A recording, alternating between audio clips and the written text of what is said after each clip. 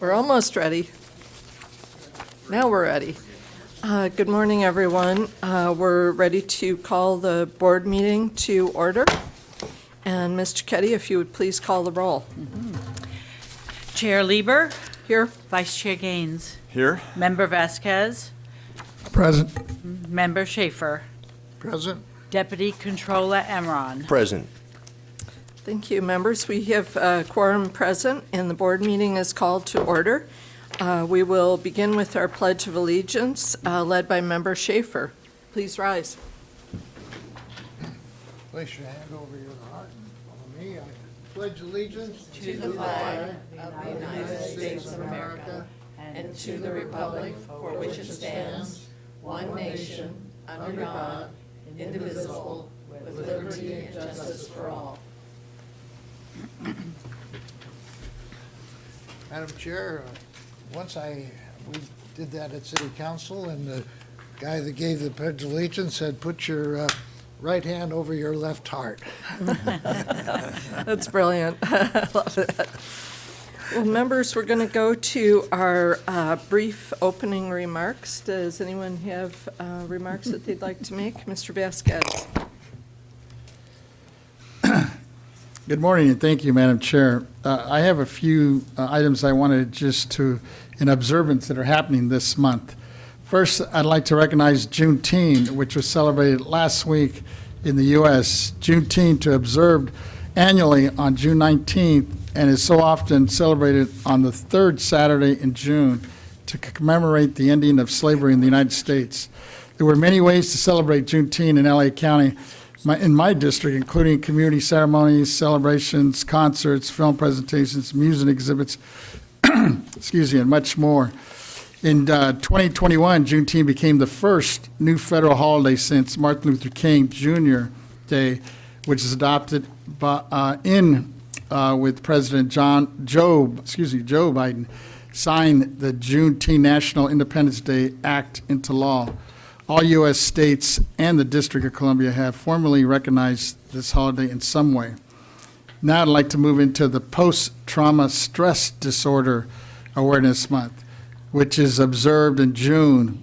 Post-traumatic stress disorder is a mental health problem that some people develop after experiencing or witnessing a life-threatening event. According to PTSD Foundation of America, an estimated 7.8% of Americans will experience PTSD at some point in their lives, while about 30% of service members who have spent time in the war zones experience PTSD. Typically, only 50% of PTSD sufferers seek treatment. Help is available for veterans and others who may be experiencing PTSD. The U.S. Department of Veterans Affairs hosts national centers and PTSD websites at ptsd.va.gov, which includes an array of information in the following categories: understanding PTSD, treatment options, get well now, and for family and friends in addition. The National Mental Health Hotline is at 1-866-903-3787. We'll connect those who may be experiencing PTSD symptoms with the trained mental health professionals. The 3-digit National Suicide Prevention and Mental Health Crisis Lifeline is 988.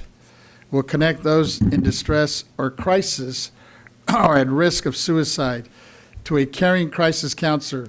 Veterans can call 988, then press 1 to speak with a responder qualified to support veterans.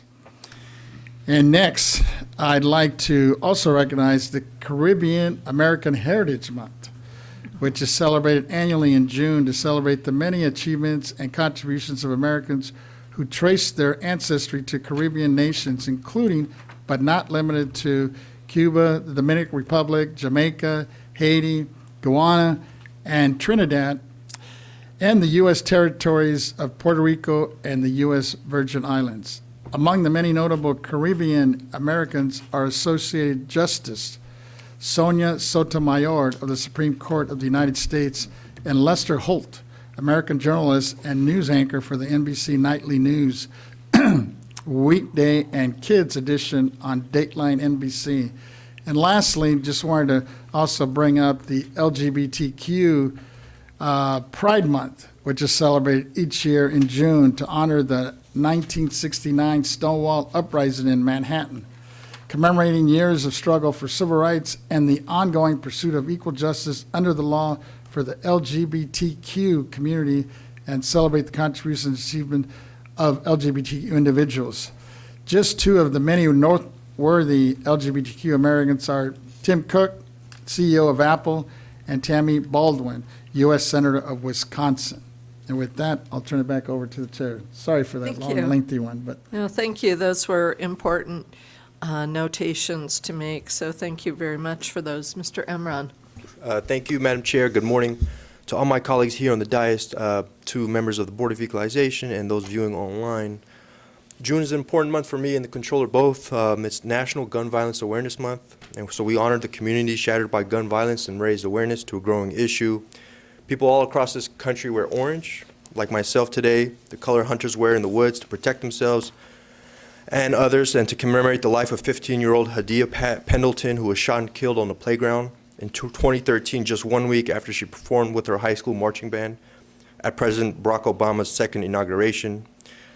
Hadia's story is one piece of a much larger public health epidemic that claims the lives of more than 44,000 Americans each year. And just in Oakland, California, the city that I was born, there was a mass shooting during a celebration of Juneteenth that injured 15 people.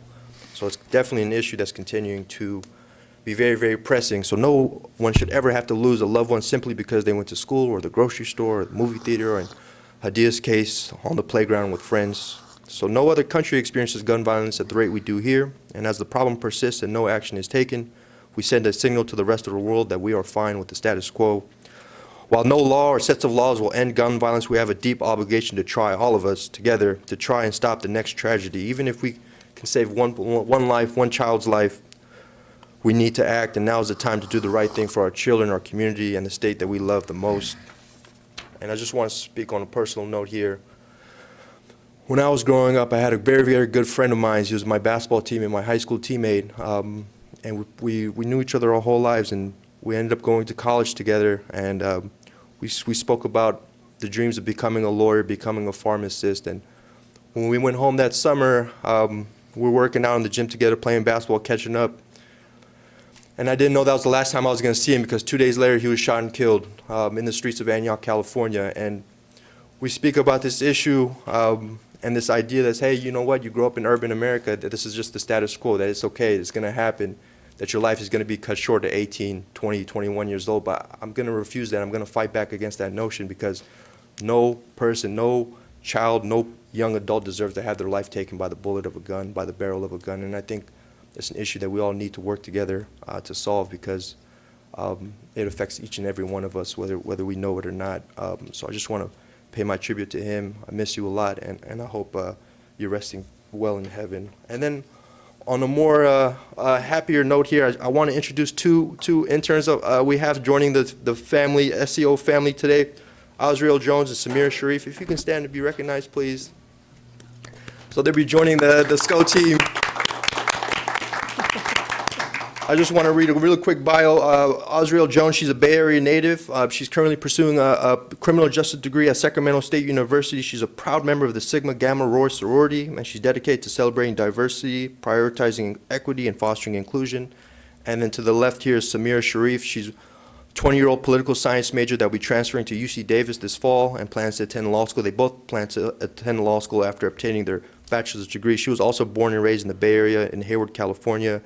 And in her words, I always try to help in any way I can, big or small, and I hope this internship will open the doors for me to make a positive difference in people's lives. Thank you for joining us today, and I hope this summer is going to be as fruitful as possible. Thank you, Madam Chair. I yield back. Thank you. And congratulations to the interns, and we so much appreciate your service. And I see that you're seated with Miss Wendy Scott, who is a real pro at what goes on here and what goes on in state government. So you're learning from the best. So thank you for being here today. Mr. Schaefer. Yes, thank you very much. I want to welcome the interns, and I would like all of us to consider having interns work with us, because that's an excellent opportunity for them to learn what we're doing and then go on to greater service as they mature and become part of the middle-aged life of America. We will be the most talented. I have some happy news. I always like to mention a birthday, and I always like it to have some relation to my district, which is Southern California, south of L.A. There's a man named James Meredith who turns 91 years of age today. James Meredith is the first black ever admitted to the University of Mississippi. It took the Supreme Court of the United States to order that he be admitted. Governor Ross Barnett wanted no part of it. John F. Kennedy personally and Robert F. Kennedy, who was Attorney General, had, would you believe, 200 federal troops, marshals, or whatever they were, went into Jackson, Mississippi to assure that he got into class, to assure that he wouldn't be hurt. America could not afford to have him shot or injured. He got into University of Mississippi and graduated and went on to serve with the U.S. Senate office. I got to know him. He came to San Diego because he had a son that was at the University of San Diego here, and I read about in the paper he was here to visit his son who had some health issues. And I'm a former city councilman in San Diego, and I took him out to lunch a couple of times, and we became friends. I call him every year to wish him happy birthday. I even tried to get the University of San Diego to give him an honorary degree because his son having gone there and he having spent some time on campus. Governor Ross Barnett attracted the attention of a young Jerry Brown when he was at Yale University, and Jerry and a couple of his Yale classmates went down to Mississippi to convince Governor Barnett he ought to have a little more Christian charity in how he operates the university. And Governor Barnett took immediate action. He called Governor Pat Brown, Jerry's dad, out in California and said, I don't want your kid telling me how to run my business down here in Mississippi. And Governor Brown told him, thank you for advising me of what happened. But knowing the relationship between father and son, I'm sure that Pat Brown said to Jerry, attaboy. So that's my story for today. We're celebrating the 95th birthday of my friend James Meredith, and may he have many more. Thank you. Thank you. Mr. Gaines. Yeah, I want to thank everybody for their comments, excellent comments this morning. I just wanted to highlight the U.S. Olympic trials. I know we all have athletes in our districts that are competing, and it's just a ray of hope, I think, for America when we see the youth of our country so diverse, competing to represent our country in the Olympic Games. And so I've just been spending the last few nights watching swimming and U.S. Track and field, and it's just been heartening to watch that and very encouraging for our country. So thank you. Thank you. Well, thank you, everyone, for your comments, and very varied and interesting and a real portrait of California, so thank you. Now, we'll go on, and Mr. Cuddy, if you would please call our first order of business, the informational announcement. Thank you. Good morning. This meeting is live streamed to the public and posted on the BOE YouTube channel. Therefore, we ask that all speakers please state your name first before you begin speaking for the record. We ask that you speak clearly and slowly into the microphone. I would like to remind the audience to silence their cell phones and any other wireless devices. Please note that public comment is taken at each agenda item. The public will be invited to comment on matters before the board. If there are any members of the public wishing to speak before the board on any agenda item in person, we ask that they complete and submit to the Sergeant of Arms a public comment appearance sheet located at the entrance of the auditorium. If you wish to speak before the board by telephone, please dial the phone number and access code provided on a public agenda notice and follow the instructions of the AT&T moderator. If you intend to make a public comment today using the AT&T moderator, we recommend dialing into the meeting on the teleconference line before the beginning of the agenda item you wish to comment on. We recommend this as the audio broadcast on our website experiences a 1 to 3 minute delay between the live stream and the live event. When giving public comment, please limit your remarks to 3 minutes. This concludes the informational announcement. Thank you. Thank you so much. And going on to item 1, which is public comment on matters not on the agenda.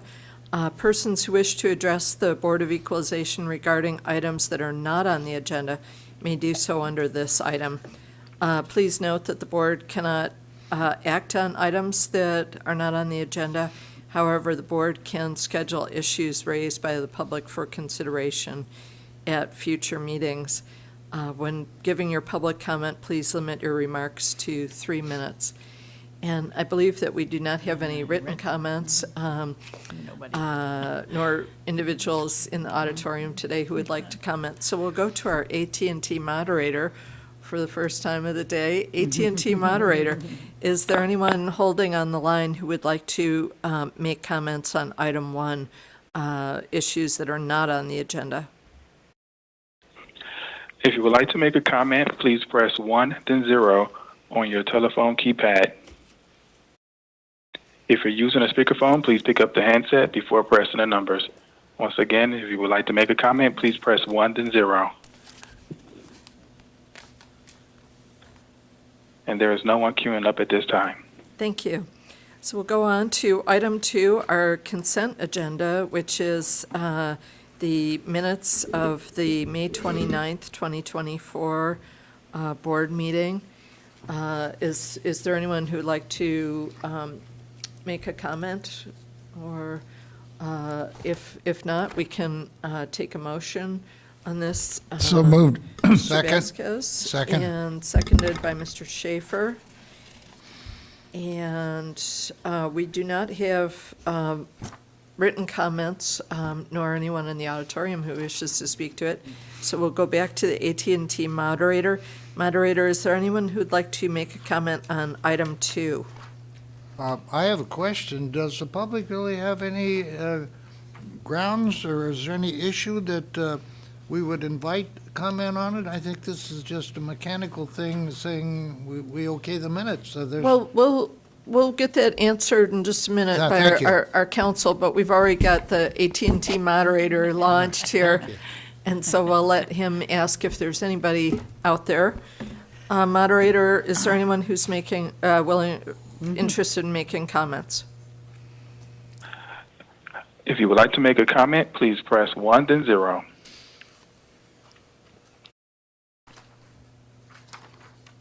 And there is no one queuing up for comment. Okay, fantastic. So we'll bring it back, and I see Ms. Himovitz has approached, so we'll give her a chance to. Sure. Good morning. Julia Himovitz on behalf of the legal department. So your question was, does the public have a right to comment on the minutes? Because this is an action item, we welcome people to make any comment that they wish on this item, just as a matter of practice, transparency, and for bag leaking purposes. has anyone ever made a comment? I can't speak to that. If you wish, you could go back and watch all of our meetings. I can't speak to whether anybody has ever in the history of the Could you BOE. suggest a hypothetical comment somebody might make? I can't. Somebody might disagree with the way an action item or a motion or something is stated within your minutes, and they may have an issue with that. Like it might have been recorded improperly in their opinion. Sure, I don't want to give people ideas in which they could call in, but certainly somebody could call and comment on your minutes if All they right, so thank choose. you very much. I Sure. appreciate that. Thank you. Thank you. So we have a motion from Mr. Vasquez, seconded by Mr. Schaefer, for approval of the minutes. If there's no further discussion, we can go to Ms. Cicchetti to call the roll, please. Chair Lieber, Aye. Vice Chair Gaines, Aye. Member Vasquez, Aye. Member Schaefer, Aye. Deputy Controller Emron. Aye. Thank you. The motion carries unanimously. And we'll go on now.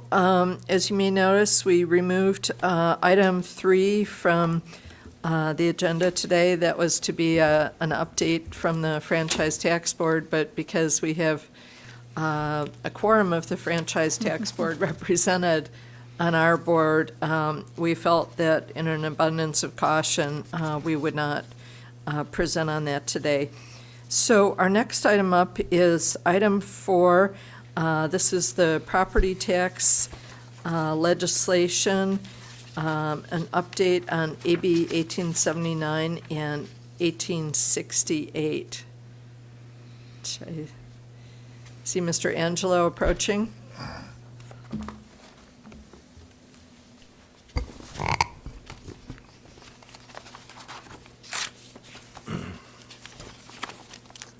Good morning, Chair Lieber and members. Ted Angelo with the Legislative and Research and Statistics Division. This agenda, these 2 items on the agenda are usually part of my legislative update, and they were put on the agenda for information. They are not action items from my recollection, but I'm just going to give a brief update on these 2 proposals. The first, AB 1879 by Assemblymember Gibson regarding electronic signatures, I discussed at last month's board meeting. This bill is scheduled for Senate Rev and Tax on June 26th, so coming up this week, and there's a lot of activity this week that I'll cover later in my legislative overview as we come up on deadlines before they go on summer recess. But AB 1879 is sponsored by the California Assessors Association, and it further extends the authorization of electronic signatures in property tax transactions. The May 23rd amendments require a county assessor to accept an electronic signature from a taxpayer if the assessor authorizes the submission of a BOE form electronically. An additional amendment on June 13th allows an assessor to charge a reasonable fee for costs associated with accepting an e-signature. So there are certain formatted protections in place for e-signatures, and there can be costs associated with that. So that would be able to offset for some of the rural counties and smaller counties any costs associated with that if a consumer taxpayer wants to submit it that way. It's a permissive statute proposal, so they don't have to accept that, but if they do accept BOE forms electronically, they would have to accept e-signatures. And again, the electronic signature would need to be authenticated in a manner that's approved by the BOE, which is the current statute authorizes that, and this would kind of further enhance that. So if there's any questions on that particular measure, I can move to the next one if not. I had a question. Mr. Gaines and then Mr. Schaefer. Yes, Pause for a minute, please. Mr. okay. Gaines was the Thank you. fastest finger. Sorry. Quick draw. Thank you. I just wanted to clarify on the fee issue. You mentioned that it was to offset costs, so I would imagine that these counties are having to upgrade their technology in order to provide electronic signatures, and as a result, a fee being charged that would justify. I guess what I want to clarify is that that there's a direct correlation between the fee and the improvement to the office. I can't speak to that because I don't have information about what technological impediments they might have. I just know there are costs associated with e-signature verification process, and there's certain licenses that allow for them. And we have to, at BOE, approve and authorize them. Sure. Mr. Young has information about the historical context Yes. involved, but I have not had direct contact with the California Assessors Association telling me exactly which counties may not have the technological capability or to deal with the costs involved. Okay. Great. Yeah, Thank you. yes. Good morning, honorable board members. David Young, Deputy Director of the Property Tax Department. If I could, I'd just like to fill you in a little bit on the details of that. So right now, the way things are set up is that there is a whole range of services that counties will offer. Some counties have fully adopted what they call the digital signature, and it's usually by a vendor that does this, such as DocuSign. Okay. They already pay a fee in order to accept those signatures, and so that's already built into their cost structures. Some counties now already charge a fee for an electronic signature. An electronic signature is already permitted under current law. But it's only permitted for one form, and that's the 571L, the board form. That is the business property statement. So if the assessors elect, they can ask the board to approve their method of accepting that form. It does not have to meet the requirements under the digital signature. So what this bill wants to do is expand that authority, that e-signature, to cover all other forms that the board prescribes. So even with that type of acceptance of that e-signature, there still may be costs associated with basically setting up the system, maintaining the system, and basically processing it once they receive it.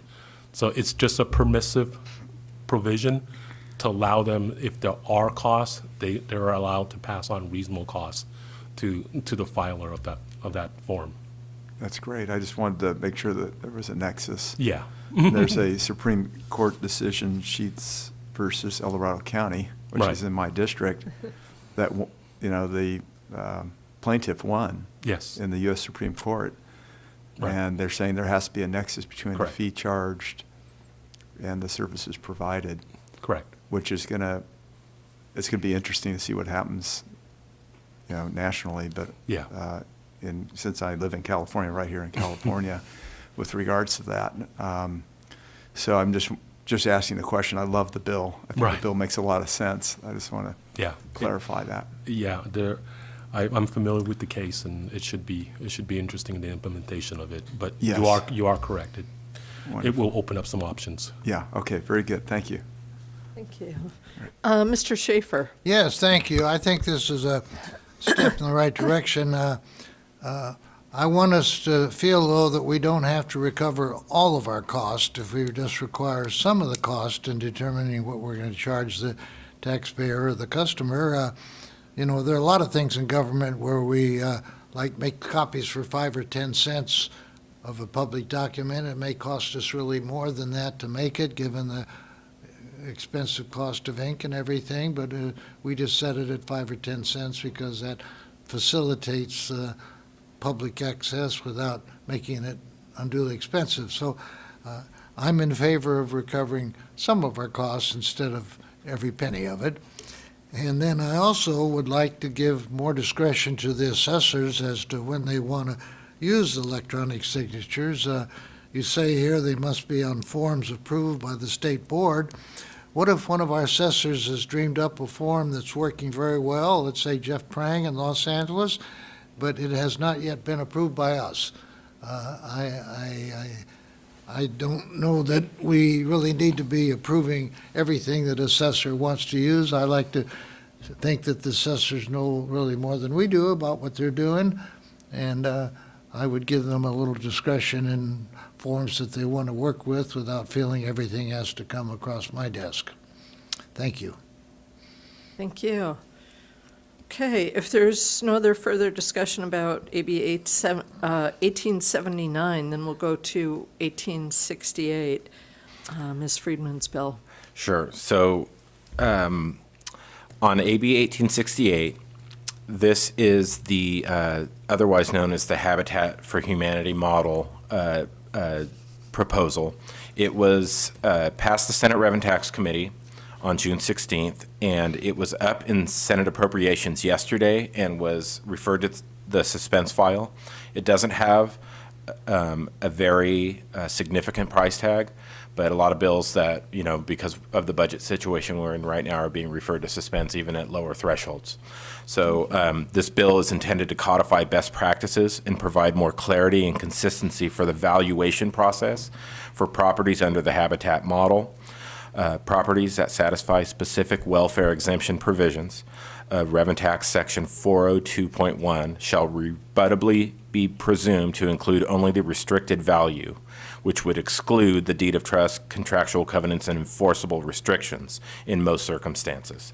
So these are the particular contractual affordability requirements or enforceable restrictions, often referred to in the habitat model and somewhat unique to them. It's a clarification. There was prior legislation that required assessors to look at these factors, and this one puts a rebuttable presumption in place. Okay, thank you. Any discussion, Mr. Vasquez? Just a quick question. Thank you for your presentation on that, but I'm just wanted to be clear. I know Habitat for Humanity, is affiliated with the sale of about 100 homes annually across the state. The contracts they use to restrict the homes apparently vary among the counties, and even county practices vary. I'm very sympathetic and would like to see this bill move forward, but it seems like the staff and the assessors had some concerns with the rebuttable presumption that you just mentioned, and I'm just wondering, because it sounds like this one size doesn't fit all. So moving forward, I guess, and I don't know if this is a question for Mr. Young or Mr. Antion, could you please explain what would happen with this? I'll just speak to the political side of it first before Mr. Young gets into the technicalities. But Yes. I had not heard of any opposition from any assessor Okay. or assessor's group with the latest version of the bill. So if that's the case, and there are concerns, I'll take a look and see if there's some kind of late concerns being relayed to the committees, but I haven't heard of them. And the bill was moving with no opposition in terms of votes and stated in committee opposition, so.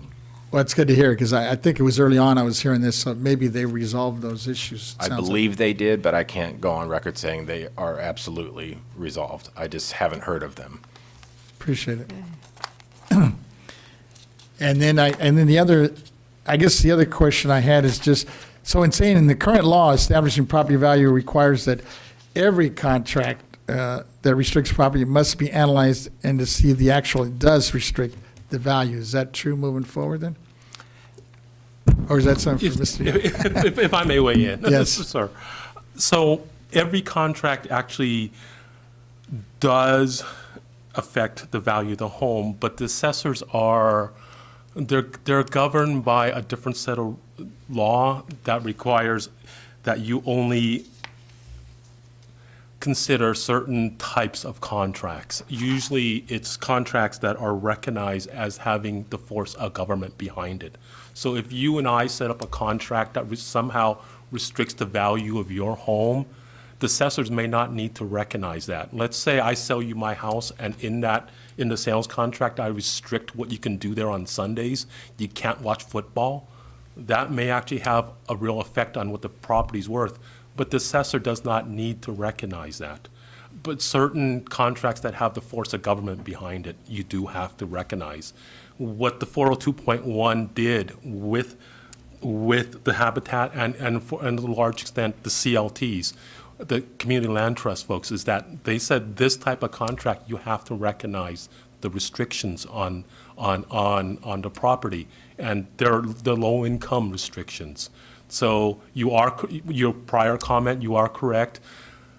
Habitat has over the years, their model of homes and how they restrict it has evolved, and some of them are different from other locales.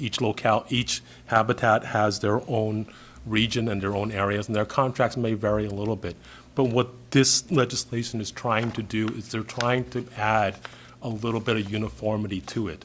So when you have something that sells and it comes with this restriction on there, and that restriction comes with basically a trust deed, a second on it that says, hey, look, this home has to be either owner occupied, you can't rent it out, you have to sell it to somebody else who's similarly qualified if you want to sell it. That contract needs to be looked at. And sometimes that contract comes with a trust deed that may be actually have money attached to it. You can get a home that says, if you breach these contracts, you're gonna owe us whatever the trust deed is, $100,000, $50,000, whatever it is. What this legislation is trying to do is to say, hey, look, if this is that type of contract and it's for $100,000 or $50,000, that it's only for the enforcement of low-income restrictions, then you don't add that into the sales price. So if you bought the home for $50,000 down, the first deed of $200,000, and there's this other contract, this other deed out there for another $50,000, you don't get to add that in. The presumption is that that is only for enforcement, and you don't consider it until you can rebut that presumption that should be added in. It just tilts it into the favor of the taxpayer. So it's trying to add a little bit of uniformity and guidance to how these homes are valued for property tax purposes. No, it makes sense, because I know Habitat for Humanity does, they have like this sweat equity kind of. They do. Contract they put together. 'Cause Yeah. I remember volunteering on a couple of their projects years ago. Exactly. Which is good, because it allows folks to get into homes. Right. But you're right, if they try to flip it. Yeah. It has these It restrictions. has these restrictions, yeah. Well, that's good. And the way to enforce it is Yeah. with that type of silent second. So this sounds like it's trying to just tighten it up. It's Somewhat. Yeah, it's tightening up and it's adding a little bit more guidance. It's not an absolute, it is a rebuttable presumption, but it gives more guidance as to how to value these things for property tax purposes. Thank you.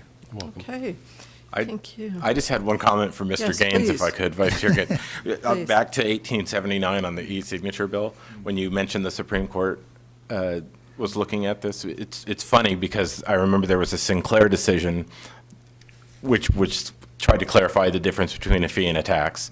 And then something happened with, I remember speaking to the Reverend tax consultant about propositions that cleared this up over the maybe 5, 6, 7 years ago. And now they're back at it again. So they're always trying to make sure that, a reasonable service is involved when a fee is charged to Right. that fee versus just being a flat tax. Yeah, And that- it's been an ongoing thing for like 20 Yeah. years, and I just had to. That Sheets decision had to do with I think it was an older couple that had bought a parcel of land. They wanted to put a mobile home on it. Right. And they did that. But the fee was, the landowner and thought that was way out of whack with the amount of use of it was a transportation fee. Right. And he just thought that it wasn't properly calculated based on his mobile home on that property, and that's why. So he paid it in protest, and then challenged it legally. Thank you. Yeah, thank you. Well, thank you, Mr. Angelo and Mr. Young. And as was noted, this one is not an action item, but we can touch base before next month's meeting and see where the bills are at in the process. And I know that they both have a great deal of support, so they're going to make it. And but we can look at the issue of whether or not we want to bring those back. So thank you. Thank you. Thank you. And now we'll go to item 5, fair market value guidance and methodologies for properties negatively impacted by special circumstances. This will be presented by Mr. Vasquez. Thank you, Madam Chair. At the May 29th, 2024 board meeting, Member Schaefer presented item 20, property evaluation or special exemption, proposing discussion and possible support for a constitutional amendment and/or legislation that would provide property tax relief when a sexually violent predator SVP is released into a specified area and surrounding properties subsequently experience a respective decline in value. I appreciate Member Schaefer's efforts to bring this issue into the light as he, as he cited SVPs released into a community being a major factor in decline of value factor to homeowners. I, for one, have similar concerns affecting homeowners and the resulting decline in value of their property in my district, such as neighborhoods that have meth or drug houses, a community taken over by rampant gang activity, violent crime, or theft, a home next to illegal dog breeding or kennel activities, or a community experiencing high commuter traffic because the Waze traffic app deters traffic through communities in the regular basis. But before supporting legislation or other property tax relief on this matter, I would like to propose that if we can get our executive director possibly and staff to do a little bit of research and come back to us, possibly maybe even call for a hearing. I don't know if, Madam Chair, is this, if it's appropriate, that would come back to us. I don't know how our schedule or our agenda looks like for July or August, and see if it's warrant, what kind of action, or if in fact it is really a real big issue throughout the state. It may be just happening in certain counties. So I'm kind of throwing it out there, and I see our executive director coming up, so let me hear from her. Thank you, Ms. Stowers. Good morning, Yvette Stowers, Executive Director. Regarding the issue, we are prepared to provide an overview on how the property is valued, current law, and we can do that at the July meeting. I do not believe we're at the stage where we need to have a special hearing or informational hearing for this matter. The assessors are aware of how to value property, and they have not expressed any concerns or identified any problems with valuing property that has been negatively impacted for various reasons. But we're more than willing to provide a primer to this body on how the valuation takes place.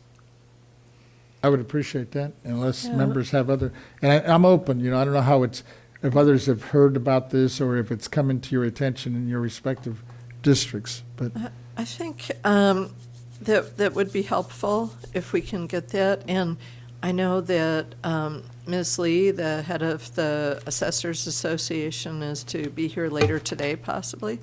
I'm sorry, there's been a change in schedule. Oh, I'm sorry. Okay, and maybe we could get some comments from them, because it seems like there are hazards that could affect a property negatively, being proximate to a slide area or being in a wildfire area. And I'd like to kind of talk with them about how would you work with something that is more changeable in nature. So if an individual who's been adjudicated to be identified as a sexually violent predator, if they're renting versus if they're owning in the area. And I know that they have, since this item has come up, I've had the opportunity to read a lot more about individuals who are adjudicated to be termed sexually violent predators. And so there may be some differences in how they're handled, how long they're in the community. Do they go to the state hospital? All those kinds of things. But I do know from the experience of having one person like that in my home county that they are very tightly monitored, and they do end up going back to prison or the state hospital in a pretty timely fashion. But I don't know about the situation with dog breeding outdoors. It could be cockfighting. It could literally be anything. Or just very rundown properties. There's always the situation with properties that are under code enforcement or become condemned, and it's very multifactorial. But Mr. Young, what would you like to say? Okay. Thank you very much for the opportunity to address the board again. Once again, David Young, Deputy Director of the Property Tax Department. So in very big, broad strokes, there's basically two methods in which currently under property tax law, you can provide relief for taxpayers, property owners, and whatnot that have experienced a decline in their value. The very first way is, you've already mentioned, is the Prop 8. It's already in statute. We have rules, we have guidance, we actually have, it's been established very soon after Prop 13 was made law of the land. So the assessors have a good understanding and in practice is already implementing Prop 8s. So in that case where something happens, a predator moves into your neighborhood and there is a decline in value, the assessors is already charged with, on an annual basis during lien date, they look at the neighborhoods and see if there's a decline. And if there is a decline, they would give you a temporary reduction in your taxable value. So as an example, there are some limitations to that. You and I, hypothetically, we live on the same block. You've been in your house for about 30 years. I just moved in. I paid $800,000 for my house last year. So I'm taxed at $800,000. You've been there for a little bit longer. You live there. Your taxable value is $250,000. A predator moves into the neighborhood, and it's demonstrated by sales. Now houses just like ours are selling for $700,000. The assessor will come in, take a look at that, and say, hey, the values have declined. On one hand, I'm taxed at $800,000. I would get $100,000 temporary reduction in my value for tax purposes. But because we're under Prop 13, your house is only taxed at $250,000. You may not get that same benefit because we're taxed at different. It's a comparison between factor-based value and the fair market value. So there is already provisions for that in law. It's understood. There's a lot of guidance out there, but it doesn't affect us equally. The other model they have for a reduction for something bad that happens to you is under basically disaster relief. There's a body of law there also, and that addresses directly your concern about a fire happens, you get flooded and whatnot. In that case, what the assessor does is that they take a look at the difference between the fair market value before and after the disaster happens. And let's say there's a 20% reduction in value. They would actually go in and give you a 20% reduction in your taxable value. So in the same scenario, $250,000 for you and $800,000 for me, I would get 20% of $800,000, $160,000 reduced for my taxable value that year. You at $250,000, we suffered the same type of damage. You would get $50,000 reduced 20%. So it gives you a proportional reduction. The only thing for that is, while the Prop 8 is already in law and applies to this type of a predator moving next door, the disaster relief does not contemplate that.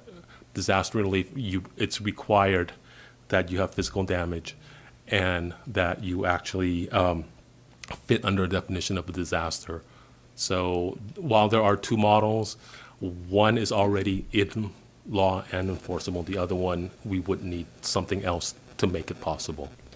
And I know that Mr. Vasquez has a question, but if I might continue just Of course. for one question, is, so under Prop 8, there is a role for the property owner Yes. to say yes or no whether they want their property to be downvalued. If I'm contemplating a scenario where someone's in the middle of a sale, Right. and maybe they do need to disclose Yeah. that, but if they want to sell their home for what the market will bear, Yeah.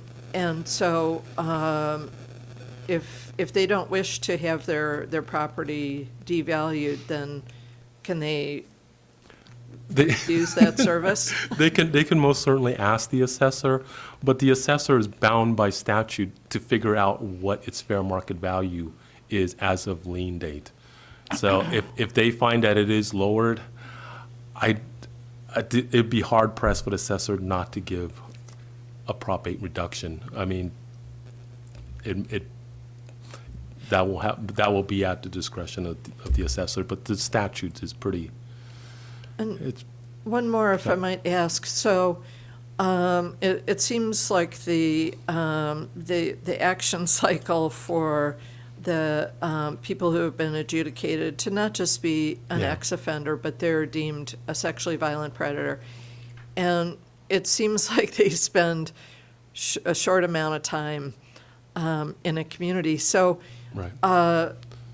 how, like, would the assessor find out there's an SVP, and now I downvalue the property, that SVP is left, I restore the value of the property to where it was without him, but now a month later, somebody else comes? That's a great point. The administration, if this were the case, the administration of it would require some real work. You're absolutely right. The discovery process is going to be an issue. And with Prop 8 right now, you only have the option of doing it on lien date. So it's every January 1 of each year. So if something happens and it comes in, the relief is not immediate. You have to wait till next lien date, and you only get to restore it upon the next lien date. So you give it in 1 year increments. And it's an excellent, it actually unfolds many things. If you have one move in, do you get it? Do you have two? Do you get it twice? If you have three, is it multiple times? So there are many things to be asked and answered. Okay. Mr. Vasquez, did you have a question?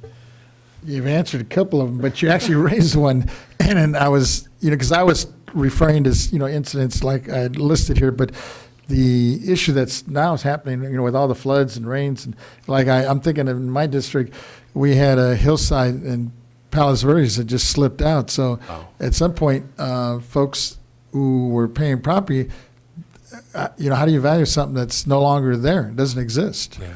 It's gone. Yeah. It is an issue. And there's Is when you were mentioning, though, the LTA that exists now, does that cover something like that, or does that fall into the whole disaster issue that you're talking about? Yeah, it falls under disaster. The point is, if the property no longer exists, how do you assess it? The whole thing slipped into the ocean or something. Or off the hill, right? Yeah, off the hill. It will be a challenge to figure out how do you, one, does it legal exist anymore? And if it doesn't, then I guess the assessment is zero. Even if it did exist, what is the value of something that is basically been washed away? So. Right.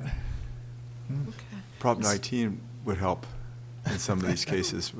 Prop 19. Disaster relief. Yeah, disaster relief. Prop Transfer 19. base your value. One of the pluses in Prop 19 is that it did open up the whole state to these transfers. Yeah. So you could. Is it beyond wildfire? Would it include? Yeah, it includes wildfires. Mudslide? Mudslides. Okay. Yep. So it does include all that. Okay. Mr. Amron?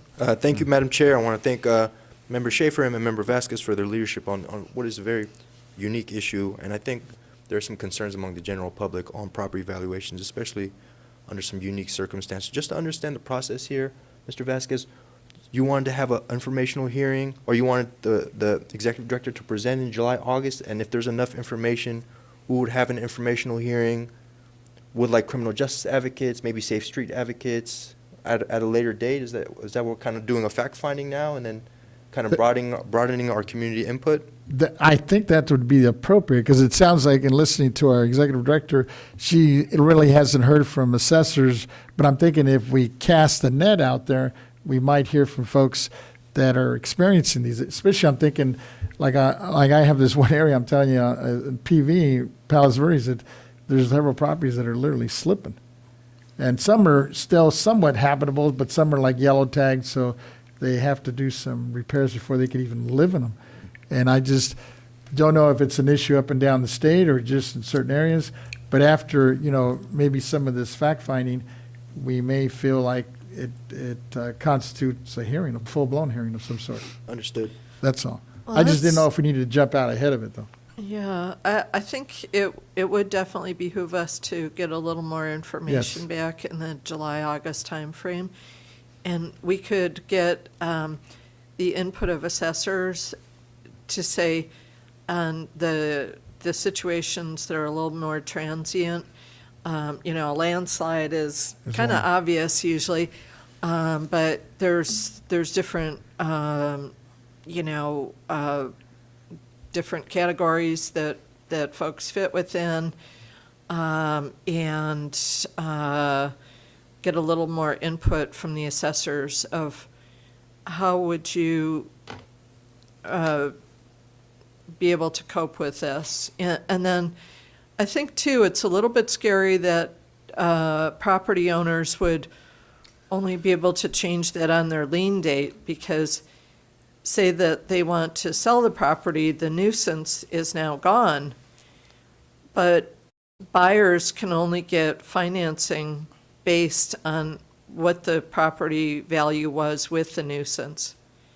And now their pool of buyers is lessened, and so there could be a situation where an individual's property is devalued for a reason that was beyond their control, clearly, and then it has a negative economic impact on them that they only have the ability to change that once a year. So I think it's a little bit of a nuanced situation that we should get more input on. Mr. Gaines? Just to add on to that, in the event of the sale of a home in a community, I'm thinking of like Megan's Law, that discloses, right? That provides that disclosure of a convicted sex offender for public information. So I know that my kids, in looking to buy a home, they're checking to see if there's offenders in the neighborhood or not, and so it's helping make a decision, right? You can still move into the neighborhood, but if you have that exposure, I think it would also be reflected in pricing, right? Because if there's enough buyers out there saying they don't want to live there, or maybe they do because they can get it for a lower price, but there's clearly a difference in the valuation as a result. And so then the question would be, if the house is selling for less as a result of the exposure, whatever that might be, then that would be reflected upon sale, right? So it's sold for a lower price than what it should have in the marketplace.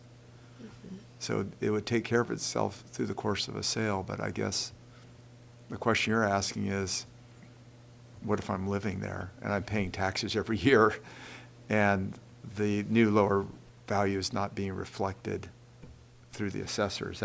Am I summarizing that correctly? Yeah, I'm thinking if the property owner can only change the situation on the lien date, then the sexually violent predator who has been returned to that community Yes. because they were convicted in that county, and that person, because they're monitored, they have dictated routes to work and routes to the store, and et cetera, and they stray off that route and their ankle bracelet tells the tale, well, they could be gone within a week. Yeah. And so then, does the property owner have to live with that devaluation for a year? And so Good point. Yeah. they didn't really cause the situation that has now impacted them, and it could be just sort of a morass right there. Right. But Mr. Emron, did you have a comment? Yes, thank you, Madam Chair. I also like the fact that it's under special circumstances as well. So let's just say there's a known area for pedestrian fatalities, for speeding, if there's a homicide on the street, if there's a mass shooting, I think all these things should be taken into account as well as we do our fact-finding. Thank you. Mr. Schaefer? If we have any hearings on this with the assessors or any of the legislative committees, I'd like to be invited to attend. It's a very interesting topic. We can go even beyond general crimes. There is a law in California that if 3 people die, or if in a 3-year period, if you have any deaths, you have to disclose that when the real estate is sold. So you go back 3 years and you could have had grandparents pass. I mean, it was, this is a natural part of our community, but if you don't disclose that, then the people can come back and say, got to knock 10,000 off the price because even though there's no publicity. Now, a lot of these times there is great publicity, like for the sexual violent predators, there's great stories in San Diego media about Judge David Gill sending them out to Alcumba Springs. David Gill and I went to law school together. We were old friends, and that's his little specialty as a senior member of the bench. He gets those cases, and they do happen every year, it seems.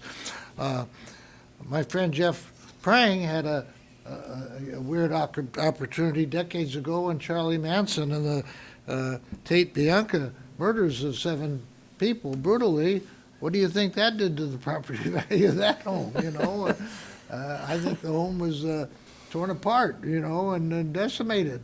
The same down in San Diego where our friend Ernie Dronenberg, I think I'm going to talk to him about this. He had the Heaven's Gate where 39 people in Rancho Santa Fe decided they were going to go to heaven by committing suicide.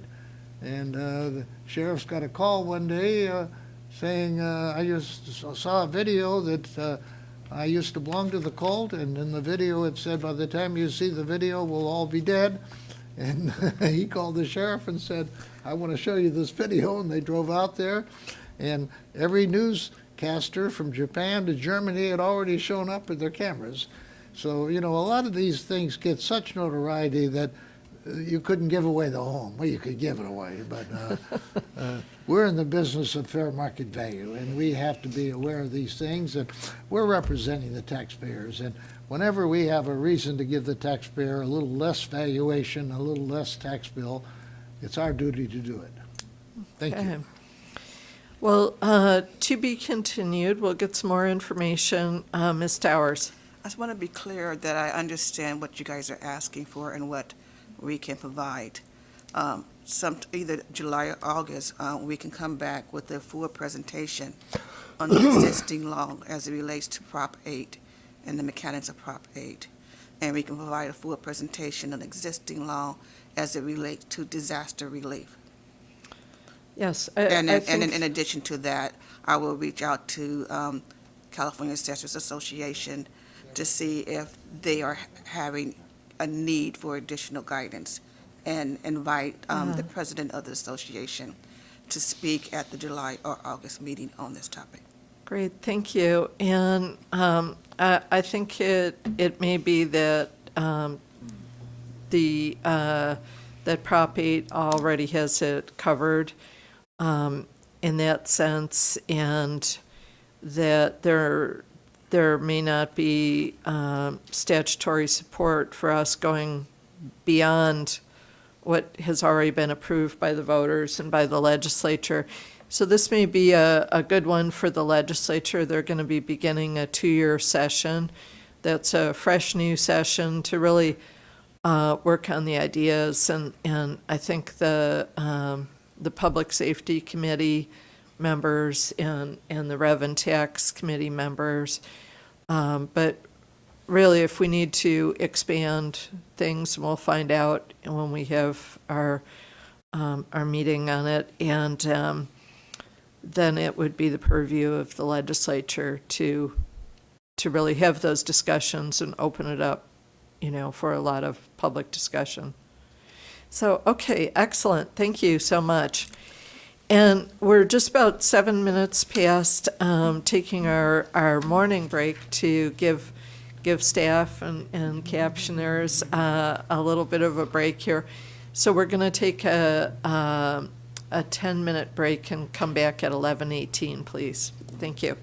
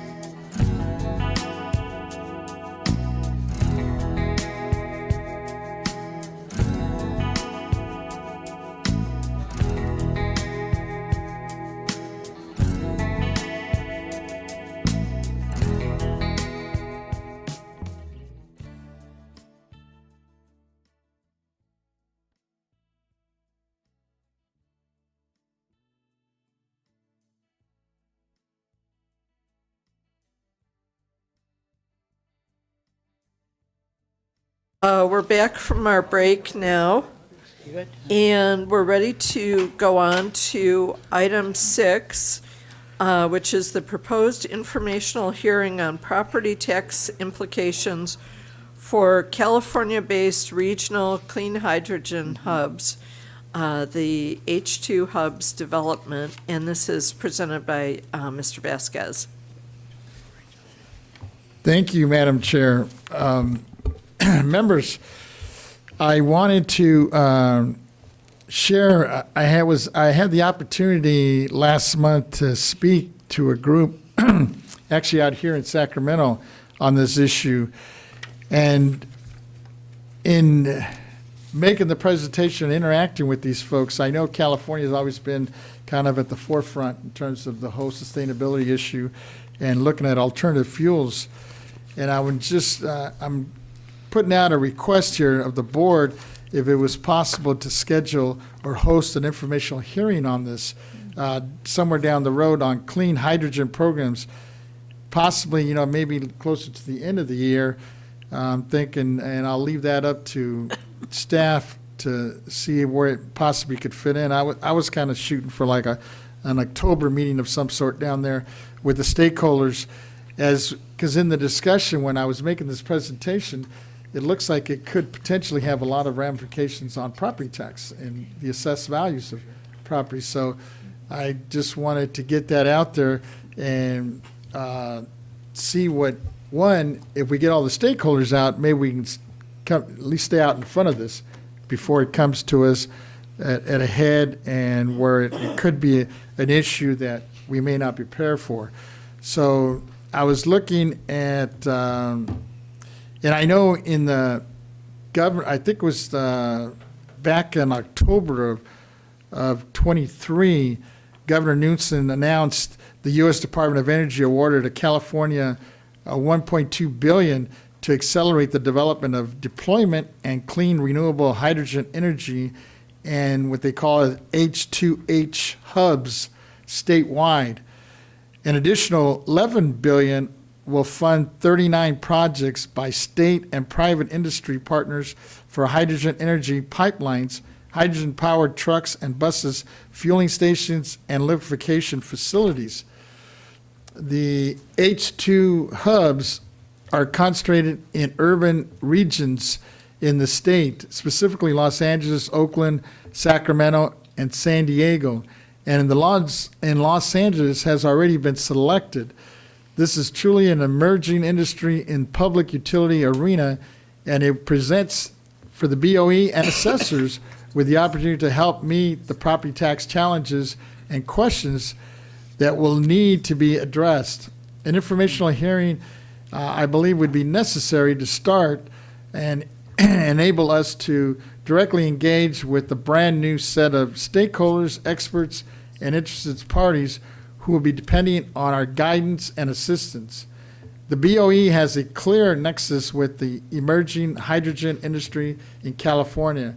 As our primary constitutional function, the BOE assesses public utilities and other specified properties such as the pipelines, fumes, canals, ditches, and aqueducts, as well as property owned or used by regulatory railway, telegraph, or telephone companies, railroad car companies, and companies transmitting or selling gas or electricity. Additionally, the BOE oversees the assessment practices for the 58 county assessors who are charged with valuing over $13 billion assessment each year. Most likely both state and local assessment authorities and functions and BOE guidance will be involved in the development and built out of the H2 hubs, pipelines, and other facilities. An information, input, discussion, and even planning at an early stage with the state and federal agencies, energy industry experts, and local jurisdictions, representatives involved in H2 hubs development is important so unnecessary hurdles are avoided and proper information is disseminated to all the stakeholders and the public. Two major developments have been moving forward despite current constraints. The first one is the governor directed his Office of Business and Economic Development, GoBiz, to establish a California Alliance for Renewable Clean Hydrogen Energy Systems, also known as ARCHES. ARCHES is a nonprofit public-private partnership designed to negotiate for up to $1.2 billion from the U.S. Department of Energy to implement clean hydrogen hubs to accelerate the production of clean hydrogen technology. ARCHES' first task is to lead California's efforts to secure and oversee the federal funding and work with all stakeholders, including state agencies like the BOE. I just spoke at the ARCHES symposium earlier this month. And then second, in September of 2022, the governor signed AB 209, the Energy Climate Change Budget Bill that established the Clean Hydrogen Program under California Energy Commission, authorizing them to solicit demonstrations or scale up hydrogen projects that produce, process, deliver, store, or use hydrogen derived from water using eligible renewable energy resources. Centralized large scale of hydrogen production project solicitations and hydrogen storage project solicitations were issued, but they were recently put on pause due to the current budget. I propose that we take advantage of this temporary lull by hosting an informational hearing in October and invite representatives from GoBiz, ARCHES, California Energy Commission, and experts from the industry and other interested parties to discuss the 8 issues suggested in my memo, focusing on but not limited to determining 1, property tax impacts for H2 hubs, 2, whether further rulemaking is needed for H2 hubs and other emerging renewable fuel and green industries, 3, which emerging renewable fuel green industries under current law should either be state or locally assessed, 4, staff capacity and additional training if needed, additional workload issues this industry may bring forward, and 6, any problematic issues regarding the assessment of this industry, federal, state exemptions or obsolescence, etc. And number 7, estimate revenue and agency costs associated with H2 hubs or related industries, and 8, an educational outreach and marketing campaigns for regional and local governments, county assessors, as well as various stakeholders, and any other concepts or concerns you may wish to add to this. My hope is that this informational hearing will provide us with a better understanding of the hydrogen hubs and hydrogen technology, laws and regulations, as well as property tax guidance, rules, and novel impacts applicable to hydrogen hubs and related industries. I would like to move a motion in this direction, but let me first open it up to my colleagues and get some feedback and suggestions or any comments you may have. And I see hands up already. Mr. Schaefer. Yes, thank you. As enthusiastic as I am over item 5 that Mr. Member Vacquez brought to us, I am not enthusiastic about number 6. First of all, I think we should have an informal agreement that members shall only put in 1 item on a given calendar instead of 2 or 3. And I also don't see that there's really jurisdiction for us to get involved in the issue here of the $1.2 billion awarded to California and the whole issue. I think that's being handled elsewhere, and if our assessors have any concern for it, they'll let us know. I know we had an informational hearing on the homeless. We spent $8,500 having a forum where we had the assemblyman come speak and a homeless representative come talk to us. We had our staff there to assist, but sadly, nobody came from the public. I didn't see one person from the public that was there to listen to us, even though we were trying to get them. We didn't have one media person come, even though we had Mr. Kim down in Santa Monica to talk to the media if they showed up. I think we've got enough pressing problems without getting into number 6. And I so commend Mr. Vasquez for number 5, which I think is an issue that has a lot of going forward. And I don't see the same for number 6. I would think that we should concentrate all our efforts on doing a good job with number 5 and pass on number 6. Thank you. Mr. Gaines. Yeah, thank you. Just appreciate Member Vasquez for bringing this forward. I like the idea. I think it's important that we're looking forward, looking ahead at the opportunities as they arise, and this is clearly an opportunity for additional infrastructure right here in the state of California. There's a nexus here. I mean, we're talking about infrastructure being built for which we're going to have to figure out the valuation of that property, whether it's done through our county assessors or whether it's done through the state and determining the value of that property. But I think it would be very beneficial for us also to understand what the proposal is and how it's going to be implemented. Philosophically, I like the idea of having more than one option when it comes to energy opportunities here in the state. When I was in the legislature, and Sally, I don't know if you had this opportunity also, but I had a chance to drive a hydrogen functioning BMW. That was like 10 years ago, maybe 15. And was impressed with that technology, which I'm sure has improved quite a bit since then. So I see a lot of value in this and would be in support of it with no disrespect to my colleague from San Diego. Thank you. Mr. Emron. Thank you, Madam Chair. I also want to thank all my colleagues here for the comments today on this specific item. We are moving into more of a green economy here. We've set standards and certain benchmarks in California on that transition to clean and green energy. So I do appreciate Member Vasquez here. This is very innovative and in its own right, and I think the board owes it to the constituents or taxpayers to look into this matter. It looks like it's an informational fact-finding matter too.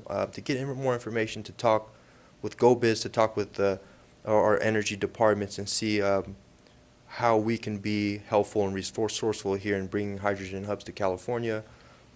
So I do think there is a nexus here, and I appreciate the insight today. Thank you. Thank you. And I'm wondering if we could get some input on timing from our executive director, Ms. Dowers. It sounds like Mr. Vasquez is thinking before the end of the year. If possible, yeah. And Yvette Stowers, Executive Director, informational hearing for the end of the year. This is just says July, basically. I would really have to take a closer look at the calendar. I know I have requests pending right now for an informational hearing on follow-up on the insurance matter. And we're trying to clear the calendar. Informational hearing as a follow-up on the insurance crisis as it relates to property tax valuation. I've just received that request and it's pending approval. I'm also thinking that we do have our annual meeting with the assessors in September, so September would not be a good date. Possible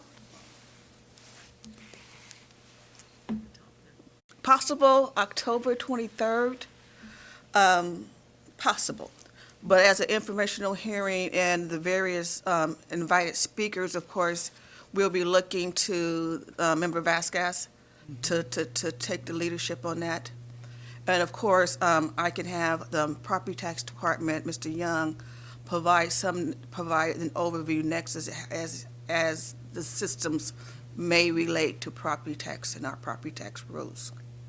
You do raise some points there about, and we don't know, is it going to be locally assessed, is it going to be state assessed? I see Mr. Young approaching. Good afternoon, good afternoon, honorable members of the board. Our executive director is correct. My look at emergent issues like this, I follow a very systematic way of looking at it. There's a couple of questions I ask right away. So if there is an informational meeting, these are the top things on my priority list. First one is taxability. Second one is jurisdiction. And then the last one is assessment. So taxability is, the question is who's going to own it? Is it going to be owned by a governmental agency? Is it going to be owned by a private individual, private company? One is taxable. The government is probably not taxable. The private is taxable. And then if it is a government-owned, we have the whole issue again of, is there a PI, a JPA type situation? So that's the first thing I would ask. The second thing I would look at is jurisdiction. If it is taxable, who has jurisdiction on it?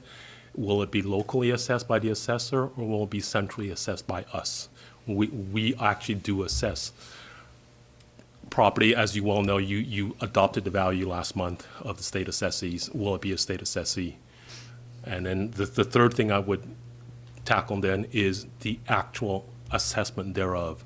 And the assessment actually has 4 sub-steps. The first one is discovery, the second one is inventory, third one is valuation, and the last one is enrollment. So each one of those would have to be asked. Discovery, how do we know when something is built? Inventory, how do we find out what's actually there on the ground? And then the valuation, you've already, Mr. Gaines, Board Member Gaines has already mentioned, how do we value it? Is there a methodology that's preferred over another? And then the very last one is enrollment. Once you came up with a value, the question in the back of my head is, because this is green energy, will they be seeking an exclusion or an exemption or some kind of preferential tax treatment for it? If they are, how does that affect the enrollment? It may be assessed at $500 million, but is there an exclusion, just like for solar, a new exclusion, a new construction exclusion? Will part of it not be taxable?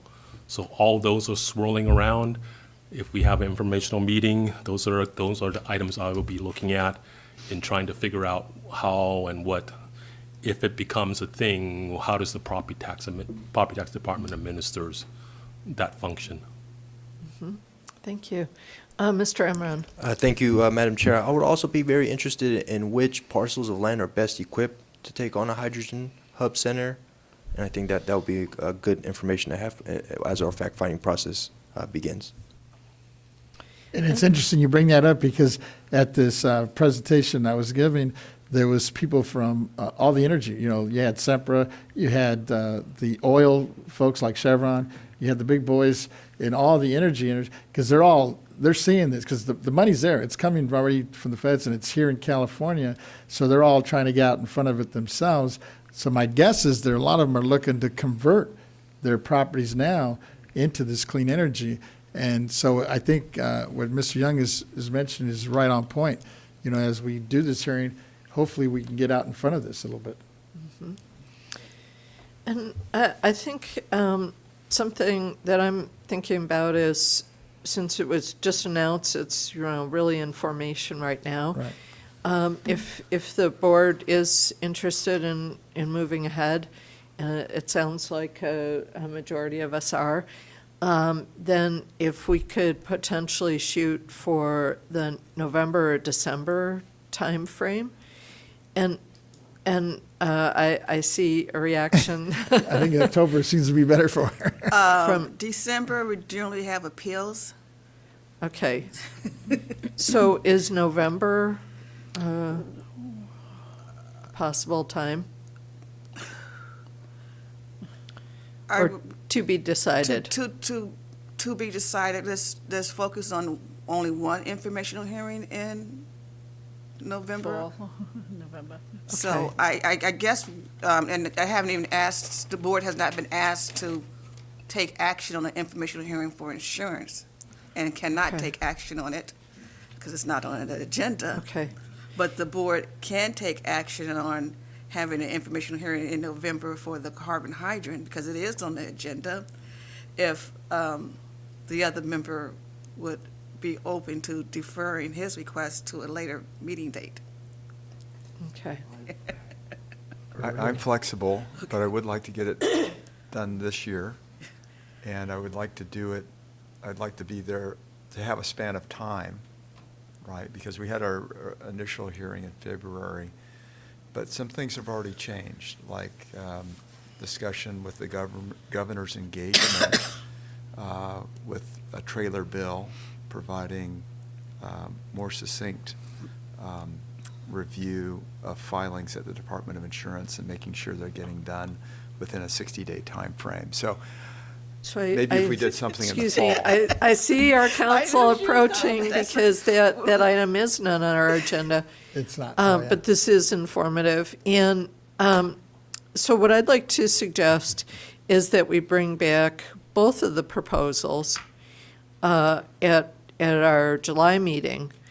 And Mr. Vasquez, well, I can't ask that question.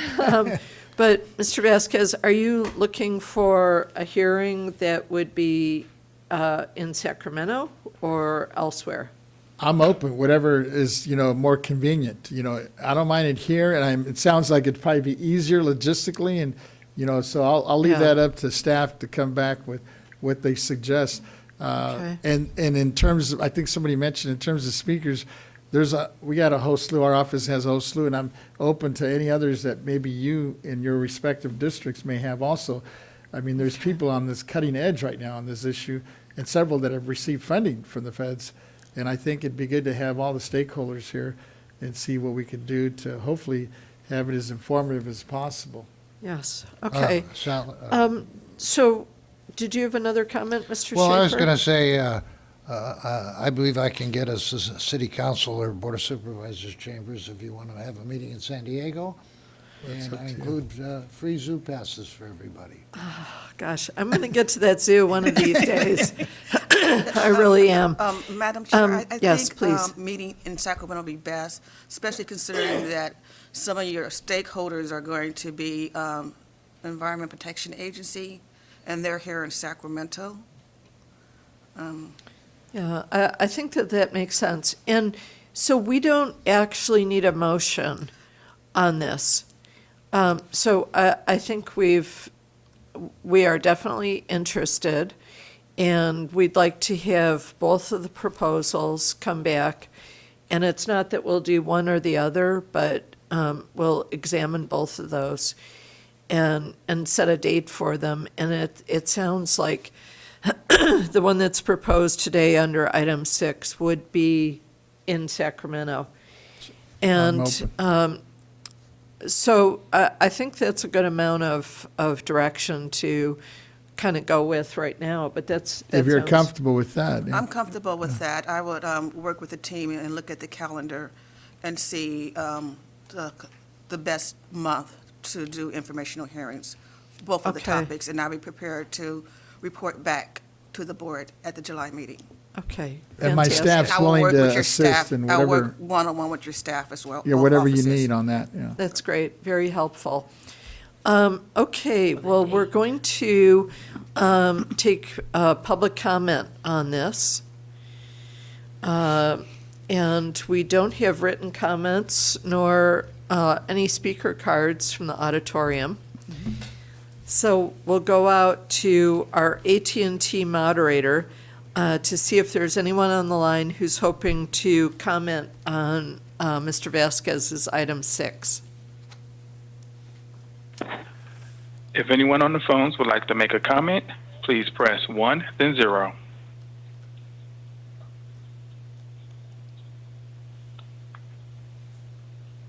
And there's no one queuing up at this time. Okay, thank you. So we've got direction to staff, and we've got Mr. Vasquez's staff ready to assist as well. So that's very, very helpful. So we will keep on going now to item 7, the executive director's report. And get Ms. Stowers back up. Thank you.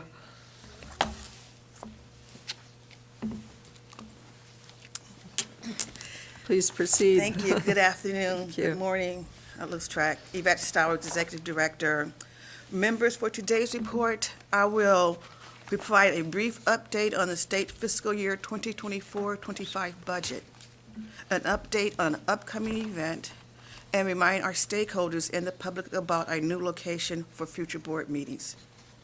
Members, as you know, on June 13, the legislature passed AB 107, the Budget Act of 2024, and this act was presented to the governor on June 15th. The governor has until Thursday, June 27th, to sign the act. On Saturday, June 22nd, the governor and legislative leaders announced an agreement on the proposed 2024-2025 state budget plan. Budget Bill Juniors and budget trailer bills were introduced to enact their agreement. There were no material changes to the BOE. Of course, I will continue to keep you informed on any budget matters as it relates to the BOE. That is my report on the budget update. Any questions? Are there any questions for Ms. Stowers on this item 7? Mr. Just a- Vasquez. Thank you, Madam Chair. Just a quick, Ms. Stowers, as you're talking about the budget, I'm just wondering, I know Mr. Nadi's done a great job in filling a lot of the vacancies, but there's still a few, and I have one not personally in my office now. Is that something that we need to be careful, or how's that going to affect the budget? Are we able to hold that, or are they going to put a freeze on those? We have not had a hiring freeze yet, but as usual, we do encourage you to fill your vacancies. We're trying. It's vital that they are filled. We have not had a conversation with the Department of Finance yet, but we will probably be having a conversation with them in the future. But we're actively recruiting, filling our vacancies, and being very efficient with the dollars that we have. So we don't have we haven't had a reading, or you don't get a feel from what the governor's proposing down the road, or what you think he might be proposing? No, we got the same thing that one fill vacancies. Yeah. That, there was possible, we spoke last month, there was possible reduction, I think, Ms. Biati, 8% reduction across all state agencies. We're not seeing that now. She's coming up. She's coming up. Trying to see behind my head. You want to take this one over? Sure. Lisa Renati, Chief Deputy Director. We are cautiously optimistic that we will not have all of our vacancies swept. We've done a great job of keeping our vacancy levels very low. And the minute we find a vacancy, we try to fill it. If we have a retirement, we try to turn around and fill that one as well. So we don't have a lot of vacancies, and as I said, cautiously optimistic that we'll get to keep them. As for the agency budget cuts, possible budget cuts, we're not sure how that'll affect us because we are, a constitutional agency, so we'll find out. We may be asked to volunteer a budget drill, but we have no information yet. Okay, thank you. Okay. Any other questions for Ms. Towers on the budget? Okay, seeing none, we'll go on to item 8. Madam Chair, I have excuse two more me. items under item 7. Oh, Yeah. okay, thank you. Yes, I broke it up. My I thought it was a good time to apologies. take a break. Okay, the second item today, I want to inform the members about an upcoming event that BOE will be participating in. I have been asked to serve on a panel at a leadership academy hosted by UC Davis Graduate School of Management in partnership with the California Assessors Association, the County Recorders Association of California, and the California Association of Clerks and Elected Officials. The Leadership Academy will take place at UC Davis for 4 days in July 22nd to July 25th. BOE staff has in the past and will be participating this year in the Leadership Academy. The first academy took place in 2023, and Ms. Holly Cooper participated. For this upcoming academy, Mr. David Dotson will participate.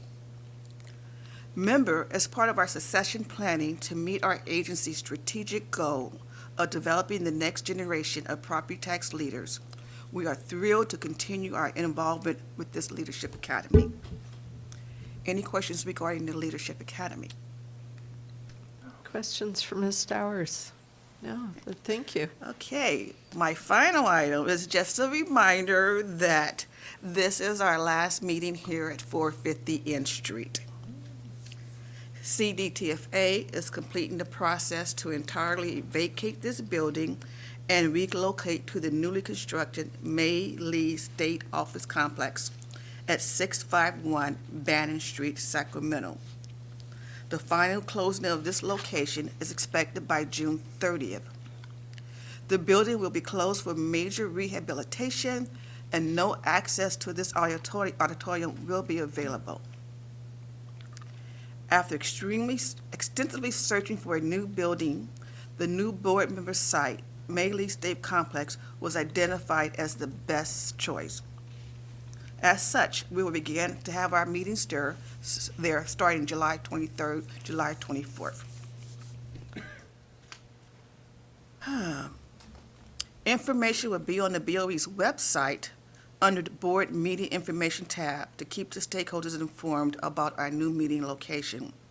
Additionally, we have published a flyer announcing the move and are utilizing our social media accounts to ensure this information reaches all those who attend our meeting. Finally, I would like to take a moment to acknowledge that BOE meetings have taken place in this boardroom since the 90s. A lot have taken place here. And over the past three decades, this location has served the board well. But we look forward to a new chapter at the May Lee State Office Complex starting next month. Members, that concludes my report, and I'm available to answer any questions that you may have. Thank you. Members, Mr. Schaefer, did you have a comment or question? How does the seating capacity there compare with here? The capacity is probably 3 times the size. Really? Yes, it's a very nice building. And of course, we don't need 3 times the size, but we're going to be able to set it up where we're going to limit the seating to the center aisles, right? And so it'll be just fine. I would like, if we have that capacity, that we have a notice go out to the educational institutions, junior colleges, that they might want to drop in and see what we're doing. In fact, if we wanted to offer coffee and donuts, I'd pay for it. Oh, that's nice of you. Okay. That's great. Mr. Gaines? Yeah, thank you. I'm very excited about the move. You had shared with us some pictures of what the new facility looks like, so looking forward to that opportunity, and it's a fresh start. It's a very nice facility. You guys are going to be really impressed. And do we know what they're doing here? Are they? They're going to rehab this building. They have not said if they're going to put another state agency here, but it's going to take some time to rehab. Mm-hmm. Will it remain as office space? The auditorium and the building itself. You think it remains as office space, or would it have another use? I have no idea. Okay. I know there was some talk in the paper about trying to make it into some kind of apartments, affordable housing, Yeah. but I don't think it's really feasible. Okay. That's just my opinion. I'm not a But maybe engineer, the but- scaffolding comes down, huh? Yeah. Around the Yeah. building? Yeah. I mean, it's served us well. I mean, although I'm Yes, it looking has. forward to May Lee Complex, I do like this auditorium. Mm-hmm.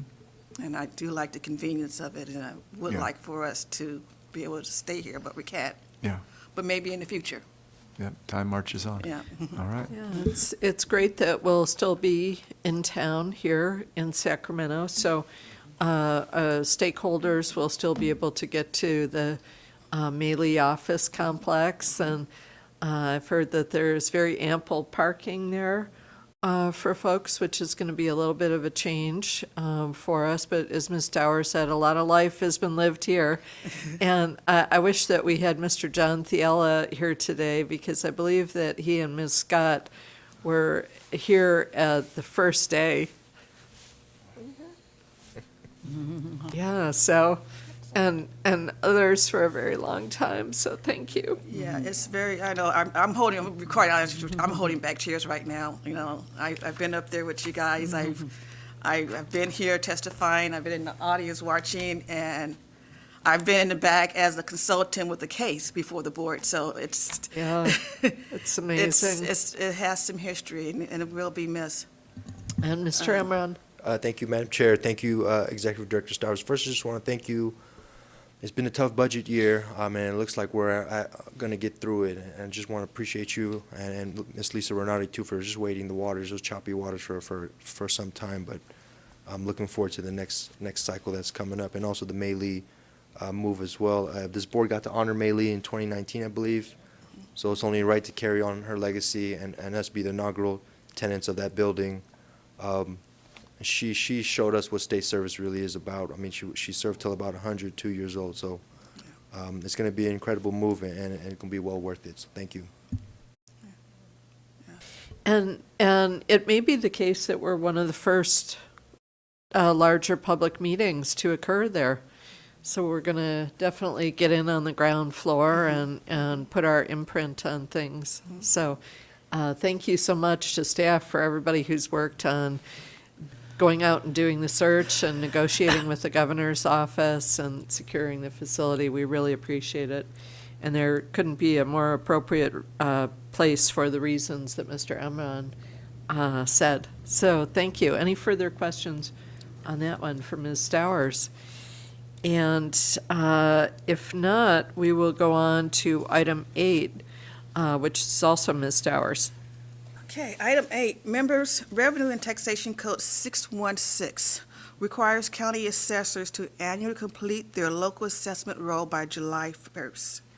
Section 155 provides that the board or its executive director may extend by 30 days the deadline for any official act by the assessor.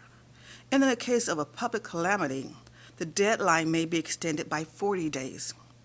Section 155 also requires the executive director to inform the board of any such extension.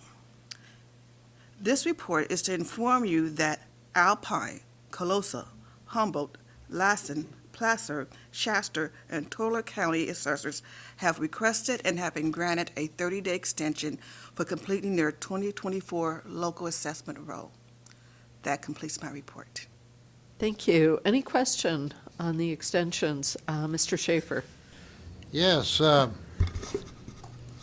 there any of these that are, like, we might call them frequent requesters, that year after year after year we have the same counties that need a delay, or is it generally different counties now and then depending on their particular needs?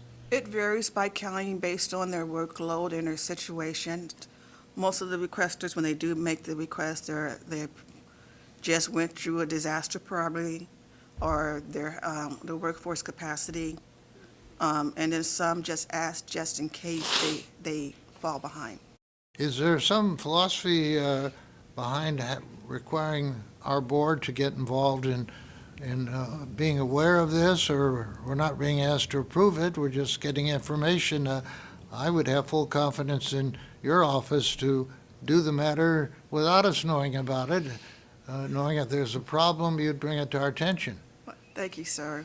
Well, a little history before, it did require board approval. Oh. And the board felt that they had faith in an executive office to do the approval, but just wanted to be informed when she grants the extension. So we've downgraded it from approval to just being informed. Yes. Okay, and if we ever downgrade it further, I would support that. Okay. But I enjoy keeping you guys informed. Thank you. Anyone else on this one? Mr. Gaines? Yeah, I just wanted to clarify that only 5 of the 6 counties are in my district, okay? So, and they don't seem to be the same counties from year to year.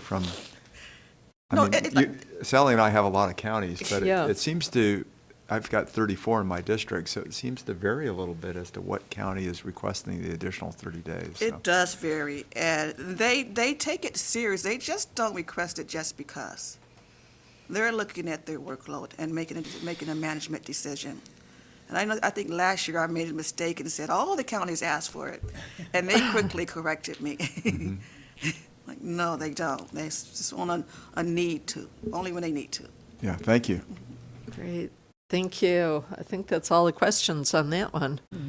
Thank you. Thank you. So we'll go on now to item 9, which is the operational priorities by Ms. Renati.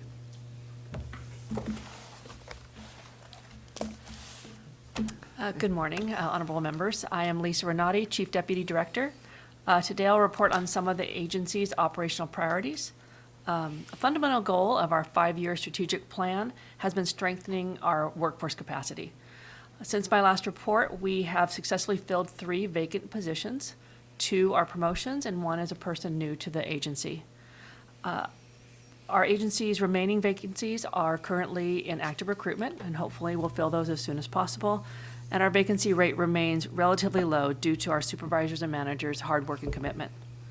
We're also working closely with our managers and staff to ensure they have the necessary training and skills to take on more significant responsibilities within the agencies, as they are going to be the next generation of our property tax experts.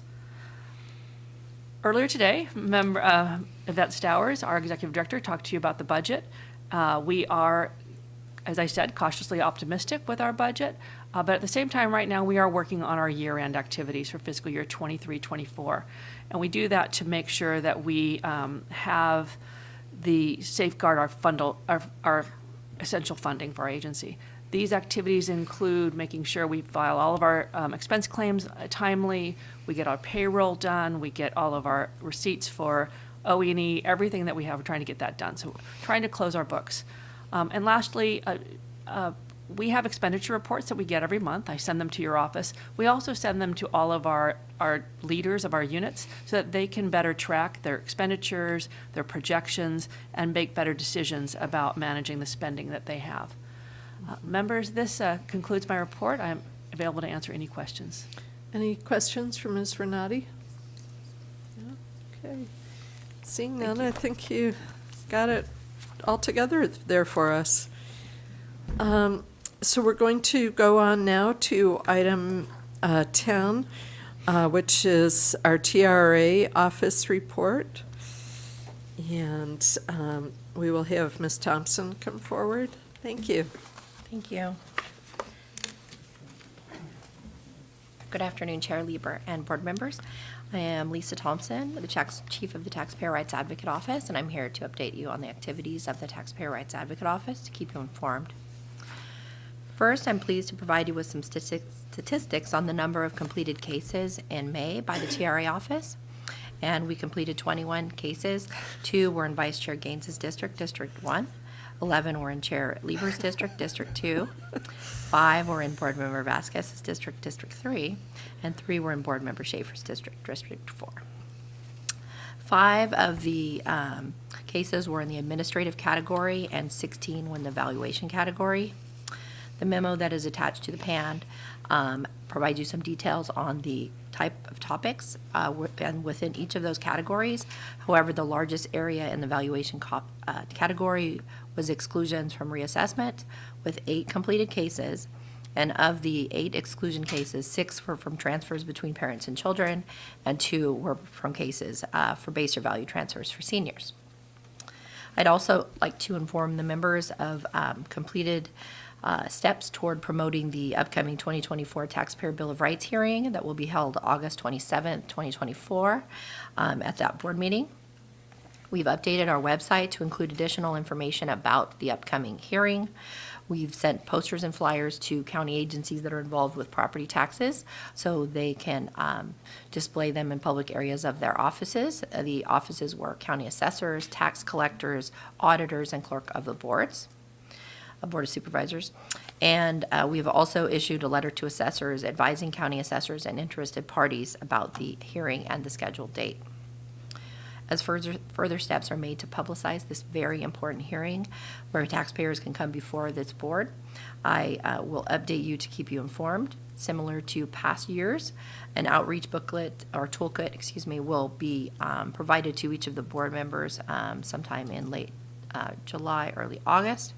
And I appreciate the board's leadership, collaboration, and support in the outreach efforts to let your constituents know about the opportunity for their voices to be heard at this year's Taxpayer Bill of Rights hearing. This concludes my update. I'm available if you have any questions. Thank you. Any questions for Ms. Thompson?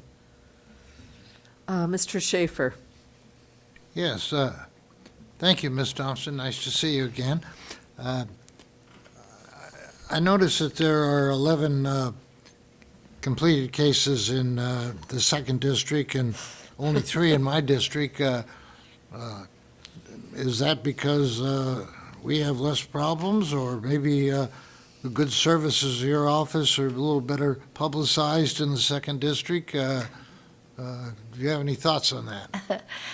It just kind of depends on the cases that month. So the spread among the districts can vary by month. So Sure. this works out that way. Maybe next month yours will be higher. Sure, well, I appreciate your good work. Thank you. Thank you. And I think it's a fact that is acknowledged by nearly all that the 2nd district is the most unquiet district of the four board districts. Mr. Emron? Thank you, Ms. Thompson and Madam Chair, too. Really looking forward to the TRA Bill of Rights hearing next month, too. And then something we've done in the past is releasing a PSA video on top of the posters and anything. Is that something in the works? Yeah, so we will repurpose some of the video that was used last year, actually, for the service announcement. And so actually this morning before the board meeting at 9 I came in. So I did a voiceover and corrected the, so we have an updated date, and we changed a little bit of the verbiage. So yes, that's already been done. It's scheduled to be prepared sometime mid-July. So it'll be, I'm pretty sure it will be aired just before the next board meeting, so. Okay, thank you. Yeah. Great. Mr. Vasquez? Yeah, I just wanted to echo that. First of all, thank you for all your work, and looking forward to that, our hearing coming up in August. And it sounds like you're already, taking a proactive outreach on that, because I know in my district, I've had several good comments come back in terms of what you do with it. So we're looking forward to it coming up in August. Thank you. Fantastic. Okay, well, thank you so much, Ms. Thompson. Now, members, we have, we took our morning break a little bit late, so we're kind of pushing back lunch, and I think we will go on to item 11, the Property Tax Deputy Director's Report by Mr. Young, and then we'll do our lunch break afterwards. Thank you. Thank you.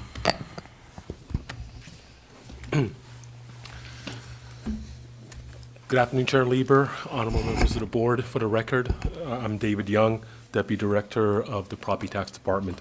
So for you today, I actually have 3 reports. There are our usual 3 for the Property Tax Department. The first 2 will be by Ms. Lauren Keach. There will be a report on letters to assessors issued and what's going on in the appraisal training and certification unit. That will be followed by Ms. Pamela DiNapoli, and she will give you an update as to what's going on in the State Assessed Properties Division. So if you're ready, I will have Ms. Keach start with the letters to assessors. Please. Thank you, Ms. Keach. Yes, good afternoon, Chair Lieber and honorable board members. I'm Lauren Keach, Chief of the County Assessed Properties Division. Today, I will provide you with a brief report on letters to assessors. Attached to this month's agenda is a memo on letters to assessors, which provides a list of the LTAs that have been issued since our last board meeting.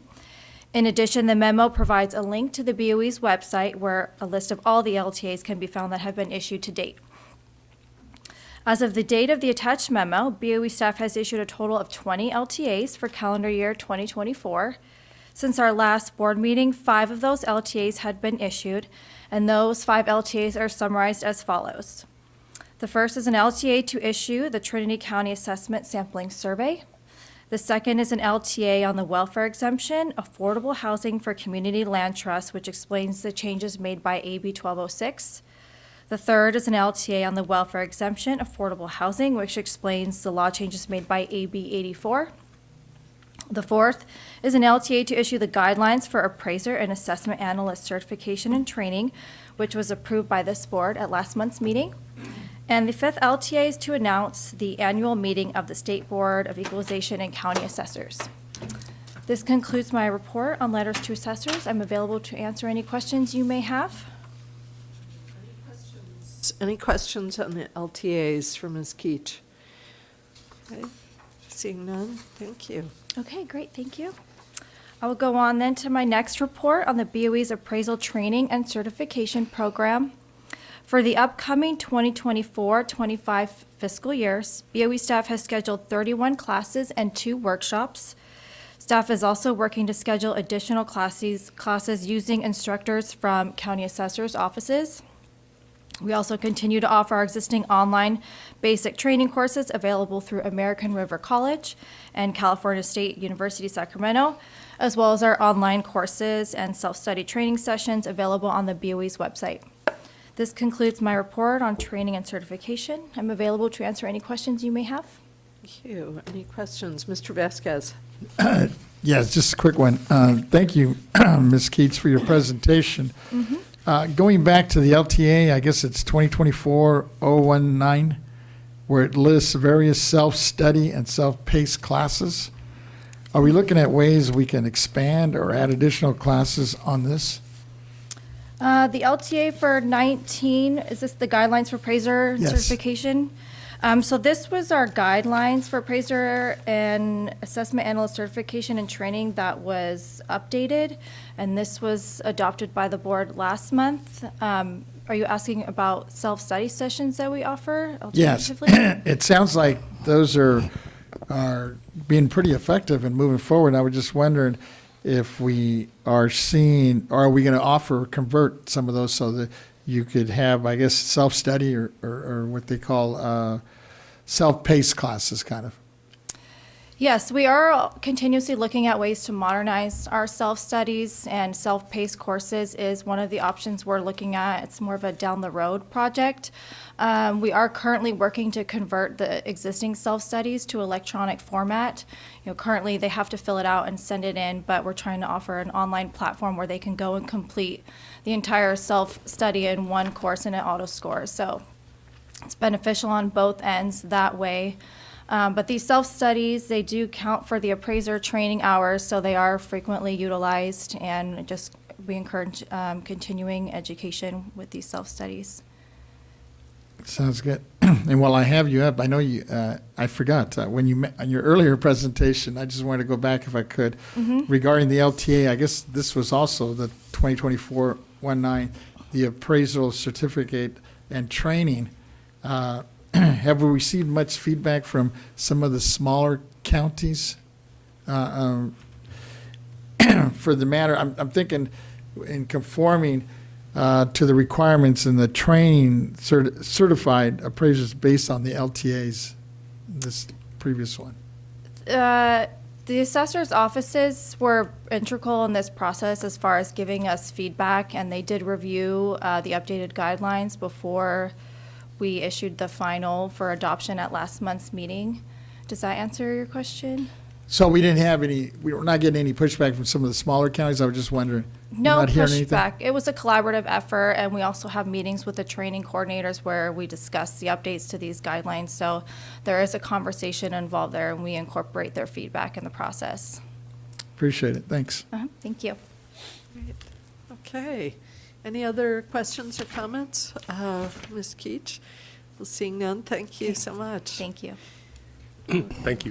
Ms. DiNapoli, can you update us on the State Assessed Properties Division? Thank you. Good afternoon, Chair Lieber and honorable members. My name is Pamela DiNapoli, manager of the State Assessed Properties Division. Today, I will provide a brief update on the status of our ongoing work in the division. Staff continue working to complete the private railroad car assessments for the current year. Private railroad car property statements were due April 30th, and staff have been working diligently to complete the appraisals. The final PRC values will appear as the private railroad car roll before the board at the July meeting. Staff have also completed the annual allocations of unitary values that the board adopted in May, and the allocation reports were mailed to each state assessee on June 15th as required by the Revenue and Taxation Code 746. Assessees now have a period of time to review the allocation reports and notify us of any errors or concerns prior to the July meeting when the board adopts the final board roll of state assessed property. Staff are also currently preparing the preliminary roll. Revenue and Taxation Code 755 requires us to transmit the preliminary roll to each county auditor by July 15th. The preliminary roll only provides an assessment total for each tax rate area and does not provide the additional detail that appears on the final roll transmitted after board adoption in July. We hope to have the preliminary roll mailed around June 30th this year, so a little sooner than it's required.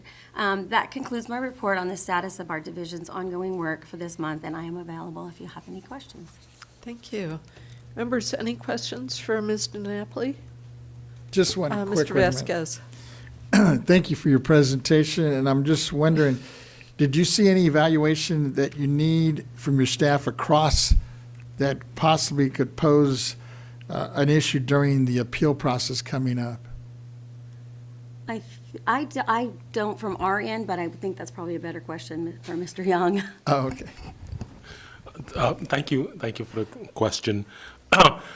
The answer is possibly. We've always have issues with assessment appeals. Some of them are reoccurring, so those reoccurring ones, I think they will They'll come actually be coming back around this year. That's what I was thinking. Thank you.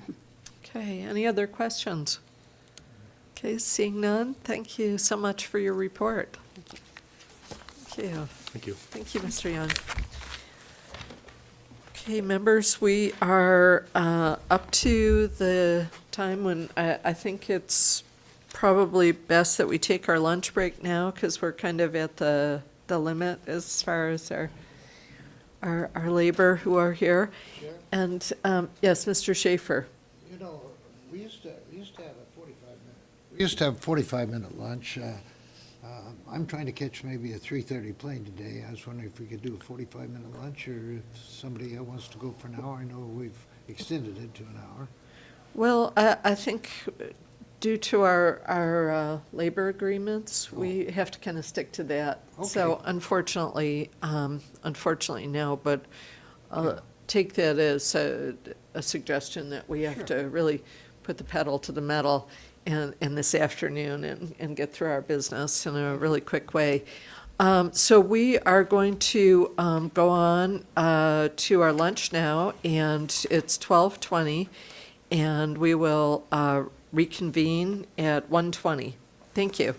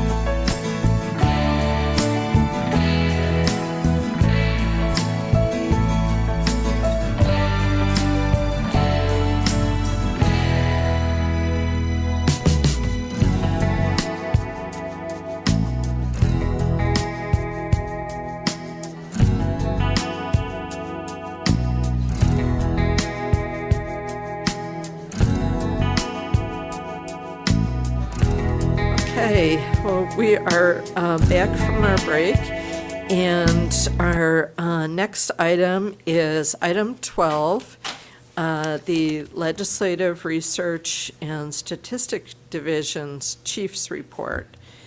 And this will be presented by Mr. Angelo.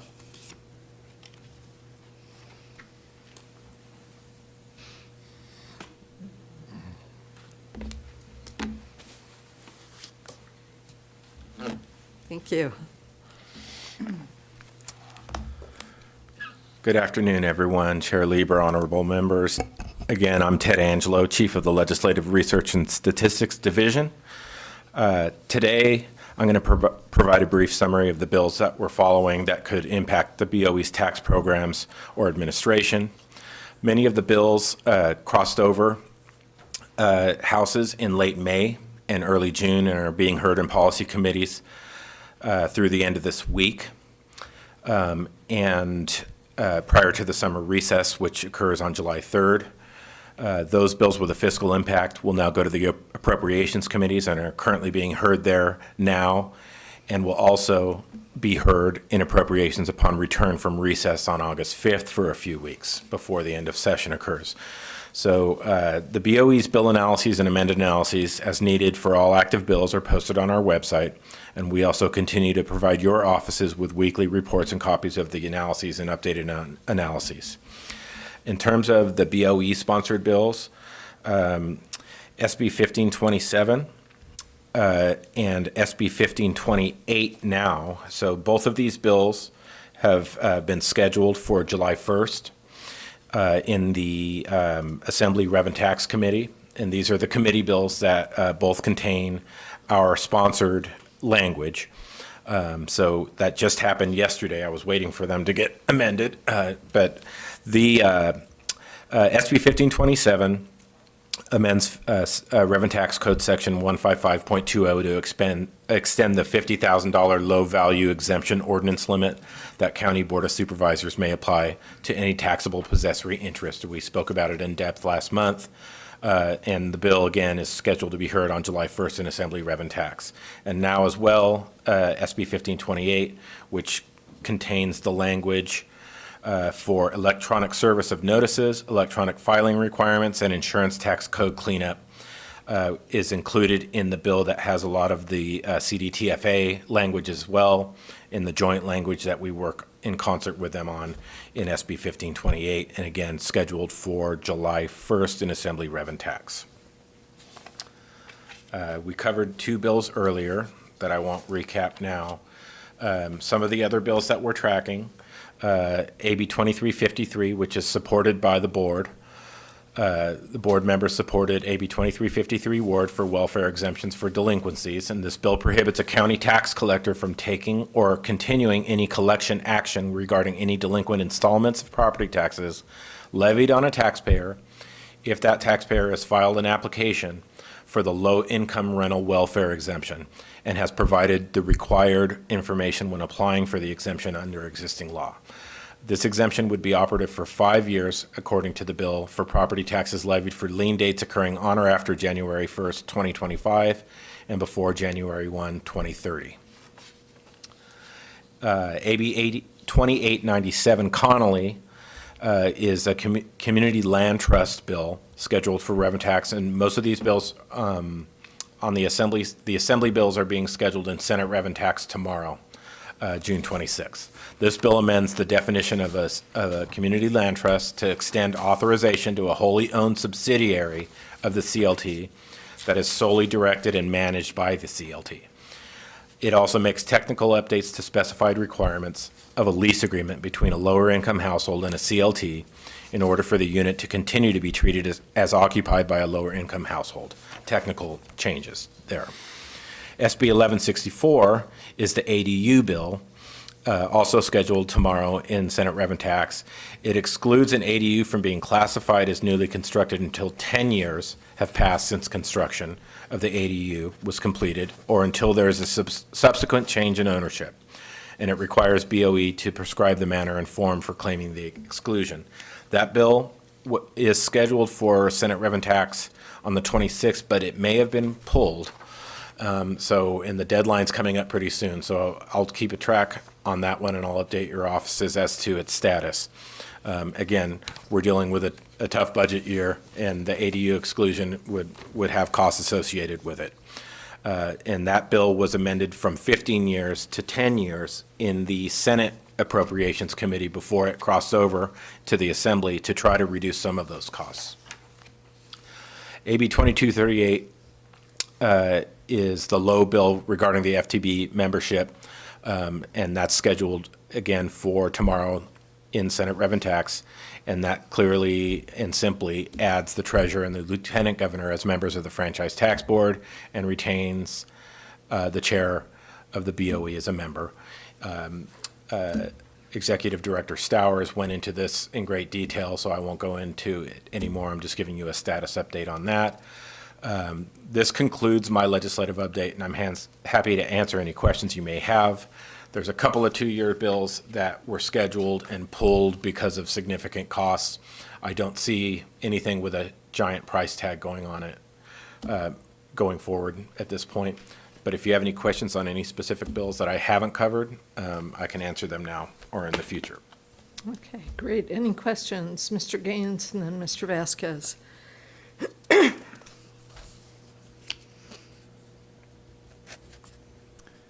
Just wanted to follow up in terms of Senator Allen's bill that had to do with some additional duties for the Board of Equalization. And I believe that bill went into suspense.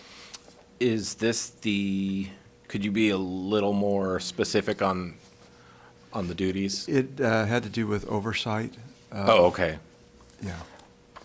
Yeah, that's a two-year bill. I'm sorry, the bill failed passage, so it would have to be reintroduced. Okay, have we heard as to whether that's coming back, and maybe? Yeah, maybe it's help my me. understanding that the senator is going to bring it back. And that's SB 1436, Yes. correct? Yes. It was the one that, would give us some authority, I guess, with this board that we were going to create under FTBE that would include the chair of the BOE on oversight of really CDTFA and OTA is what they were looking at. Mm-hmm. And since it couldn't roll into a two-year bill because this is the end of it, you're right, he mentioned it's going to just be reintroduced. We didn't see the financial impact, that they were proposing, but apparently somebody came up with a figure that obviously scared the governor, and that's why it's like you said, it just died. So hopefully it should be coming back next year. Yeah, okay. That's great, because I just, I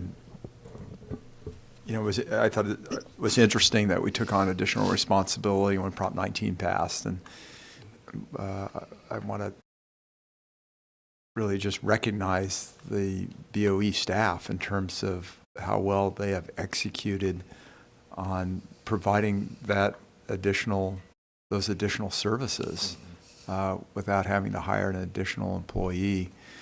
So well done in that regard. And, if there are opportunities for additional responsibilities that we could take on, I think we're open to that upon discussion and reflection of the board. But I think there's a lot of opportunity for the BOE in the future. And I think it speaks to this board and also and to the team, the entire team. So I think we're ready to launch in other areas in the event that such a opportunity arises. Yeah. Just for the record, when the bill was in committee, before it went and was held on suspense, there were a lot of arguments supporting it, and there were concerns of, that from the past that had come up with just oversight of a administrative entity and things like that. Okay. But it doesn't mean that it doesn't have another opportunity. Yes. So I'll just leave it at that. Was there any discussion on EDD? Because I thought I had heard was that one of the ideas, that there was going to be, I thought that bill included oversight of EDD, but maybe I'm misinterpreting it. Yeah. No, that one Didn't, didn't. okay. It was just OTA, and it was basically just putting OTA and CDTFA because that's the only other two tax agencies that Okay, don't really all have right. oversight. Thank you. Right. But, Maybe, you know, maybe but- that was my wishful thinking. But you know, along your lines, and I think Mr. Angelo kind of touched on it, there was several members in the two different committees hearings that I went to that were very supportive. A couple of them mentioned that they didn't think it had enough teeth, that we should come back with Okay. more Okay. responsibility and authority. So I think there's an appetite, contrary to, just 2-3 years ago, right? when Right. People didn't even want to entertain anything. Yes. So I think as it comes back, and I shared that with my senators, so when it comes back, I think it's going to come back with a little bit more. Great. Yeah, thank you. Appreciate it. Great. Okay, anything further? Mr. Vasquez, did you have another? I one? did. I just, and it's another one of his other bills too. That was, I think you mentioned it at the very beginning, SB 588, which that was a 2-year bill. That he was, it was to raise the cap, the $20 million cap for rehab and when they're doing adaptive reuse of old hotels, for example.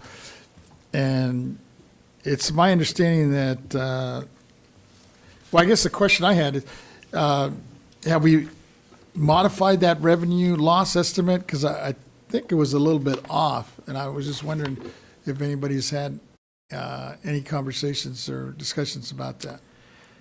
That bill hasn't been amended since. Okay. No. So I don't believe the fiscal has changed on that whatsoever. And so I don't believe they did any changes to the bill. It is scheduled to be heard on July 1st, That's what I thought. but there is a strong chance those 2-year bills with high costs will be pulled before hearing, which was the case on SB 726, Right. which dealt with the veterans exemptions. It had a high price tag, and so it was pulled before hearing, and the deadline, again, is July 3rd before they go on recess. So unless it's scheduled before then, it'll have to be reintroduced next year.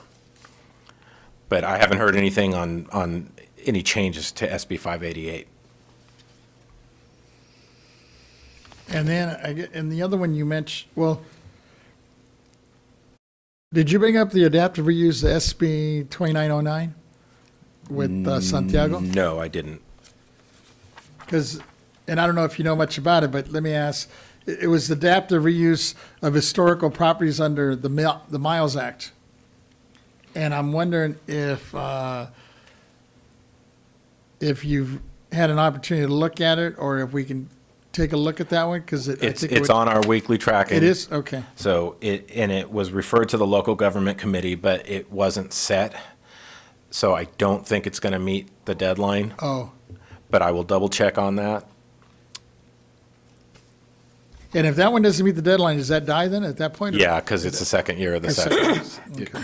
But again, it could be scheduled prior to July 3rd. July 3rd. And when this is according to my update from last Friday. So if something happened yesterday or today, I was just checking our sponsored bill, so I didn't. This one we were just tracking because it Right. doesn't have a direct impact to us.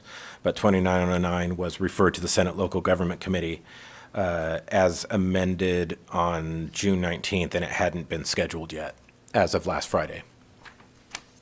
And you did mention SB 1164 Newman, right? The ADU one? Is Right. On your analysis, it states that it would cost an estimated annual property tax revenue loss of 19 million. Is that still the case? Yes, unless because the bill hasn't been amended. It hasn't been, Because it's an annual loss. right. So even though they reduced it from 15 to 10 years, that is the amount of revenue loss that would occur each year, regardless of how many years it would be in effect. So it would just went from 15 to 10. So it would be that amount each year. Each year. So they have to weigh whether affordable housing and ADUs versus the revenue loss from the property tax, and they have to make that decision in a tough fiscal year. Okay. Okay. Any other questions? Mr. Amram? Thank you, Mr. Angelo. Just really quickly, I know June is the make or break month for ballot initiatives. We also saw this past week, I believe it was the Taxpayer Protections Act was overruled by the Supreme Court, so it's not going to make the ballot. Just to confirm that, do you know the exact due date for the initiatives to come onto the ballot? I believe the 27th is the last day for qualification for the November 5th ballot, so Friday of this week, Friday? for a legislative measure to qualify, and Thank that's you. SCAs, ACAs. Perfect, thank you. Okay, anyone else? I think we're good. It's a brutal time of year out there. It is, this week in particular. Yes, it definitely is. Well, thank you so much. Thank you. Thank you. Now, members, we have a little something that we need to do public comment for all of the executive directors' reports. And we have not received written comments, nor is there anyone who's come forward with a speaker card from the auditorium. So we'll go to our AT&T moderator. And moderator, if you would please let us know if there's anyone hoping to make a comment on the executive director report items, and those are items 7, 8, 9, 10, 11, and 12. Ladies and gentlemen on the phone lines, if you would like to make a comment, please press 1, then 0 at this time.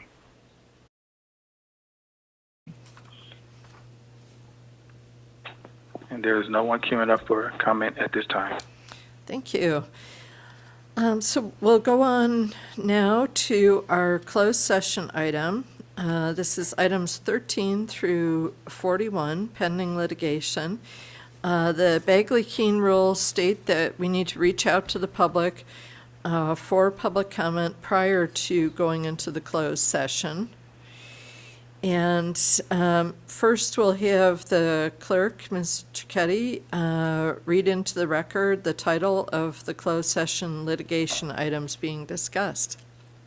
Thank you. This is Catherine Taylor, Chief of Board Proceedings. Sorry about that, Not a Ms. problem. Taylor. The litigation cases are as follows. 13, La Paloma Generating Company, LLC versus California State Board of Equalization. 14, AT&T Mobility, LLC versus County of Riverside. 15, Sprint Communications Company, LP versus County of Santa Clara. 16, T-Mobile West, LLC versus County of Santa Clara. 17, Sprint Telephony, PCS, LP versus County of Riverside. 18, T-Mobile West, LLC versus County of Riverside. 19, AT&T Mobility, LLC versus County of Santa Clara. 20, Pacific Bell Telephone Company versus County of Riverside. 21, Pacific Bell Telephone Company versus County of Merced. 22, Pacific Bell Telephone Company versus County of Placer. 23, Pacific Bell Telephone versus County of Ventura. 24, Pacific Bell Telephone Company versus County of Napa. 25, Pacific Bell Telephone Company versus County of Marin. 26, Frontier California versus County of Riverside. 27, Frontier California versus County of Santa Clara. 28, Frontier California versus County of Orange. 29, Frontier California versus County of San Bernardino. 30, Frontier California versus County of Santa Barbara. 31, Sunasis LLC, now known as Crown Castle Fiber LLC versus County of Riverside. 32, SFPP LP versus County of Riverside. 33, SFPP LP versus County of Imperial. 34, SFPP LP versus County of Placer. 35, SFPP LP versus County of Contra Costa. 36, SFPP LP versus County of San Diego. 37, SFPP LP versus County of Solano. 38, CenturyLink Communications LLC versus County of Santa Clara. 39, Crown Castle NG West LLC versus County of San Diego. 40, T-Mobile West LLC versus County of Shasta. 41, CenturyLink Communications LLC versus County of Tehama. I have a question. What is SFPP? SFPP is a railroad group, I believe. I believe it's a railroad group. Railroad group. It's the name of the company. I don't see the Board of Equalization as a party here. I guess they're under et al. This will be conducted in the closed session. You can- Pardon me? We'll hear about that in the closed session. Thank you. So that concludes the entire list, I think. And so we are going to take public comment on all of these closed session items. We do not have any written comments nor speaker cards in the auditorium. So we'll go out to our AT&T moderator, and moderator, would you please let us know if there's anyone on the line who would like to make a public comment regarding the closed session items on our agenda? Okay, ladies and gentlemen on the phone lines, if you would like to make a comment, please press 1, then 0.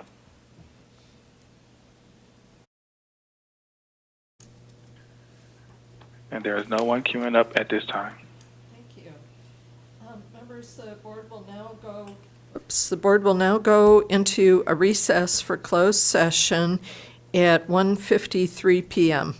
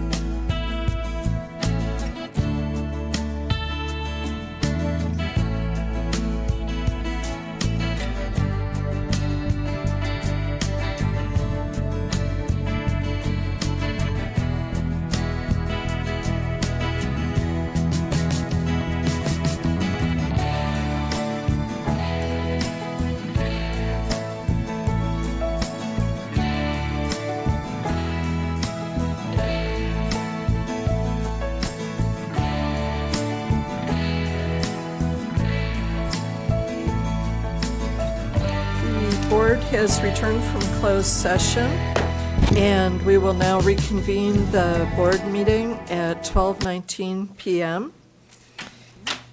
And 2:19. Oh, this is, yeah, in the words of Taylor Swift, I'm the problem, it's me.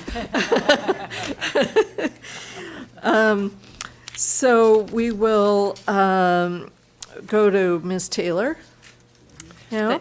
Yes, thank you. Catherine Taylor, Chief of Board Proceedings. The board members met in closed session and discussed litigation matters. Thank you. Now, our last item for today is closing remarks and adjournment. And I know that Mr. Gaines had comments to make. Oh, great, thank you.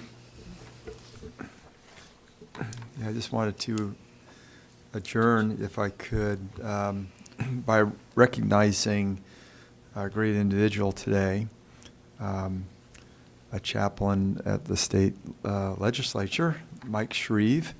And Mike is retiring from his Capitol ministry after 10 amazing years there, where he's able to provide guidance and shared wisdom to hundreds of staffers and legislators over the past decade. Mike is one of the most upbeat and positive people I've ever met, and he's also a great teacher. Over the years, he's become one of my best friends, and he leads a study at my house once a week. He's so generous with his time, and I'm thankful to have him lead our group. We get together and have fellowship and talk about just about every subject under the sun, but Mike keeps us spiritually centered, and his lessons are of great benefit to us all. One thing about Mike is that he is an incredible skier, and in fact, in the 1970s, he was a member of the U.S. ski team and is still a fantastic skier at age 70, and he and I have skied together every month for the last 45 months. And it's not easy to find snow in August, but Mike knows every nook and cranny in the Sierra, and he finds us a tiny patch of snow in some remote area that we hike up to and ski down it for just a minute. And it's such a good time for the two of us who love skiing and love the outdoors and each other's company. He's one of the many reasons I'm thankful to have Mike in my life. He'll be remembered at the Capitol as a beloved friend, mentor, and advisor, minister. He'll be missed there, but leaves a beautiful and important legacy. And he's going to dedicate a little bit more time to the El Dorado Hills Fire Department, where his son was a firefighter, and his son tragically died in a wakeboarding accident. He was very much an athlete like his dad. And so he's kind of dedicated a part of his life to making sure that he can help firefighters at that particular fire department. So thank you. And then if I could just wrap up with one more. I had a dear friend die today. Her name was Diane Casillas. She was 77 years old. I think she knew me since the day I was born, but she was a great friend to the family, and she was a great family counselor, a great historian of all things in Sacramento, including Trinity Cathedral Church, where she attended for decades. And she was always an emergency babysitter if we had to go to the hospital when Beth was pregnant. So she was just an incredible lady. Her husband left her at age 2, and so she was left raising her son, Stuart. And she just raised an awesome son who excelled academically as a student and graduated from law school, and today is a top attorney in the Bay Area negotiating deals with technology companies. Mm-hmm. And so it's just so encouraging to see how he was able to do as well as he was without really knowing who his dad was, and his mother taking up that responsibility. But she was like an aunt to all of us. She'll be greatly missed, and we have her memory that we can live with and all the great stories that we shared with her. So thank you. Thank you, Mr. Gaines, and if you can definitely convey the board's condolences to Ms. Casillas' son and family. Thank you. Mr. Vasquez. Thank you, Madam Chair. Yes, I'd like to adjourn also the meeting in memory of two individuals who passed in June. The first one, I'd like to remember James Lawson, Jr., a Methodist minister who became the teacher of civil rights movement, training hundreds of young protesters in nonviolent strategies that made the Nashville lunch counter sit-in model for fighting racial inequalities in the 1960s. He died on June 9th, 2024, at the age of 95. I had the opportunity to meet him back in the 80s. He came to the LA area in the 70s and was just such a role model for nonviolent peace movements. He studied actually under Gandhi's philosophy in India before joining the struggles in the South. He led seminars throughout the region and became a troubleshooter for the Southern Christian Leadership Conference. He was recruited by Dr. Martin Luther King Jr. Lawson organized and led weekly workshops on nonviolent action in Nashville and other hot spots of the movement. The workshops trained many future leaders of the Student Nonviolent Coordinating Committee, including the Representative John Lewis back in the day. Lawson was a pivotal figure in some of the most important campaigns of the movement, including the Nashville lunch counter sit-ins in the first Freedom Ride. Lawson worked with various civil rights groups in South until 1974, when he moved to Los Angeles to become the pastor of Holman United Methodist Church, where he continued to lead battles for civil rights. He led the church for 25 years before retiring in 1999, but remained the activist for peace and social justice. Lawson is survived by his wife, Dorothy Wood, and two sons, Jay Morris Lawson III and John Lawson, a brother, Philip, and three grandchildren. His son, Cecil Lawson, died in 2019.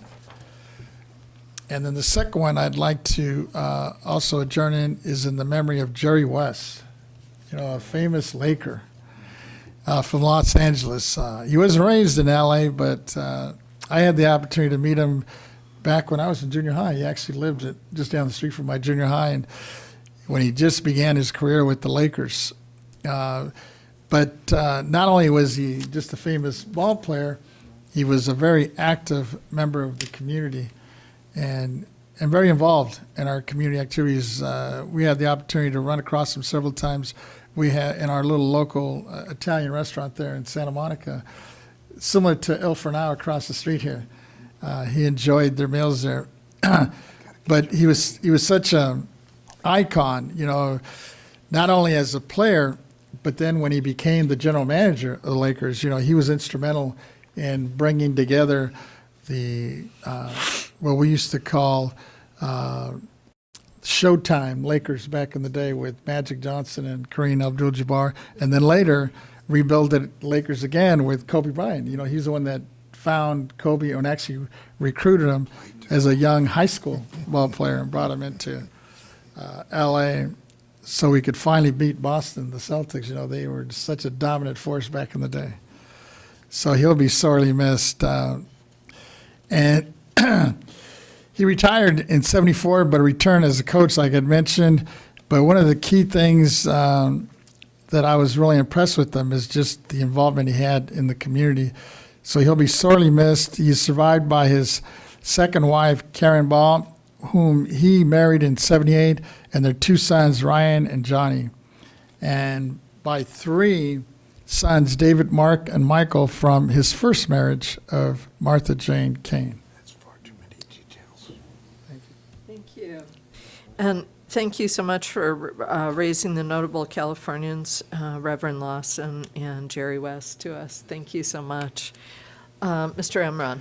Thank you, Madam Chair. I just want to thank all my colleagues here on the dais for an incredible and productive meeting. We just kicked off the summer here, and I thought this is a nice way to bring the summer season in. I just also wanted to pay my tribute to also another all-time great, in baseball, and that's Willie Mays, a five-tool player. He's one of the most electrifying players to ever play the game of power and grace. The Say Hey Kid.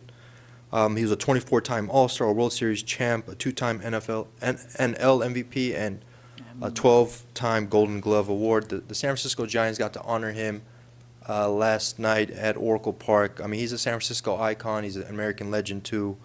He died at the age of 93 in Palo Alto. And then very, very quickly, want to pay tribute. I know we're seeing some record temperatures here in California, and the fire season's come about, so I just want to pay my in memoriam to LA County firefighter Andrew Pointis at the age of 52. He died June 14th while battling a fire in the Antelope Valley Quarry after an explosion, front-loader explosion. He was a 19-year veteran, and he had a genuine love for public service, and he's left behind by his family, and his brother was actually a former county fire department captain as well. So just want to pay my respect to all the firefighters that are going to be battling this wildfire season. I think you're really on the front lines, and I just want to pay my respect and tribute to anybody that puts themselves in that type of danger. I really, really appreciate it, and continue to be safe out there as this wildfire season grows in California. Thank you. Thank you very much, Mr. Amron, and thank you for raising the names of Willie Mays, clearly a Californian for the ages, really, and the sacrifice made by Andrew Pointis and his family. Mr. Schaefer. Yes, I'll be brief as I got to catch a plane, but I do want to commemorate the last day with us of my second staff member, Bridger Langford, 34. He's in the back row there, Bridger. Bridger's been with us 2 years. He's done an exceptional good job in helping District 4 and traveled the district with us and helped us look good in the public record. He's got an interesting new job. He's going to be a professional musician in Colorado. He's been working prior to coming to us as a teacher, and I just want to thank him for the fine service he's provided to the Board of Equalization, and if he ever needs to list us as a reference, we'll all have nice things to say about him. Richard? Yeah. Thank you, Mr. Schaefer, and we really so much appreciate your service, Mr. Langford, and wish you all the best in Colorado. If you ever want to come back, this place is home, so thank you. Thank you. And members, we will now adjourn the board meeting at, let's try it, 2:31 p.m. Our next scheduled board meeting begins on Tuesday and extends possibly into Wednesday, July 23rd and 24th, 2024 at 10 a.m. at the May Lee Office Complex in Sacramento. We stand adjourned.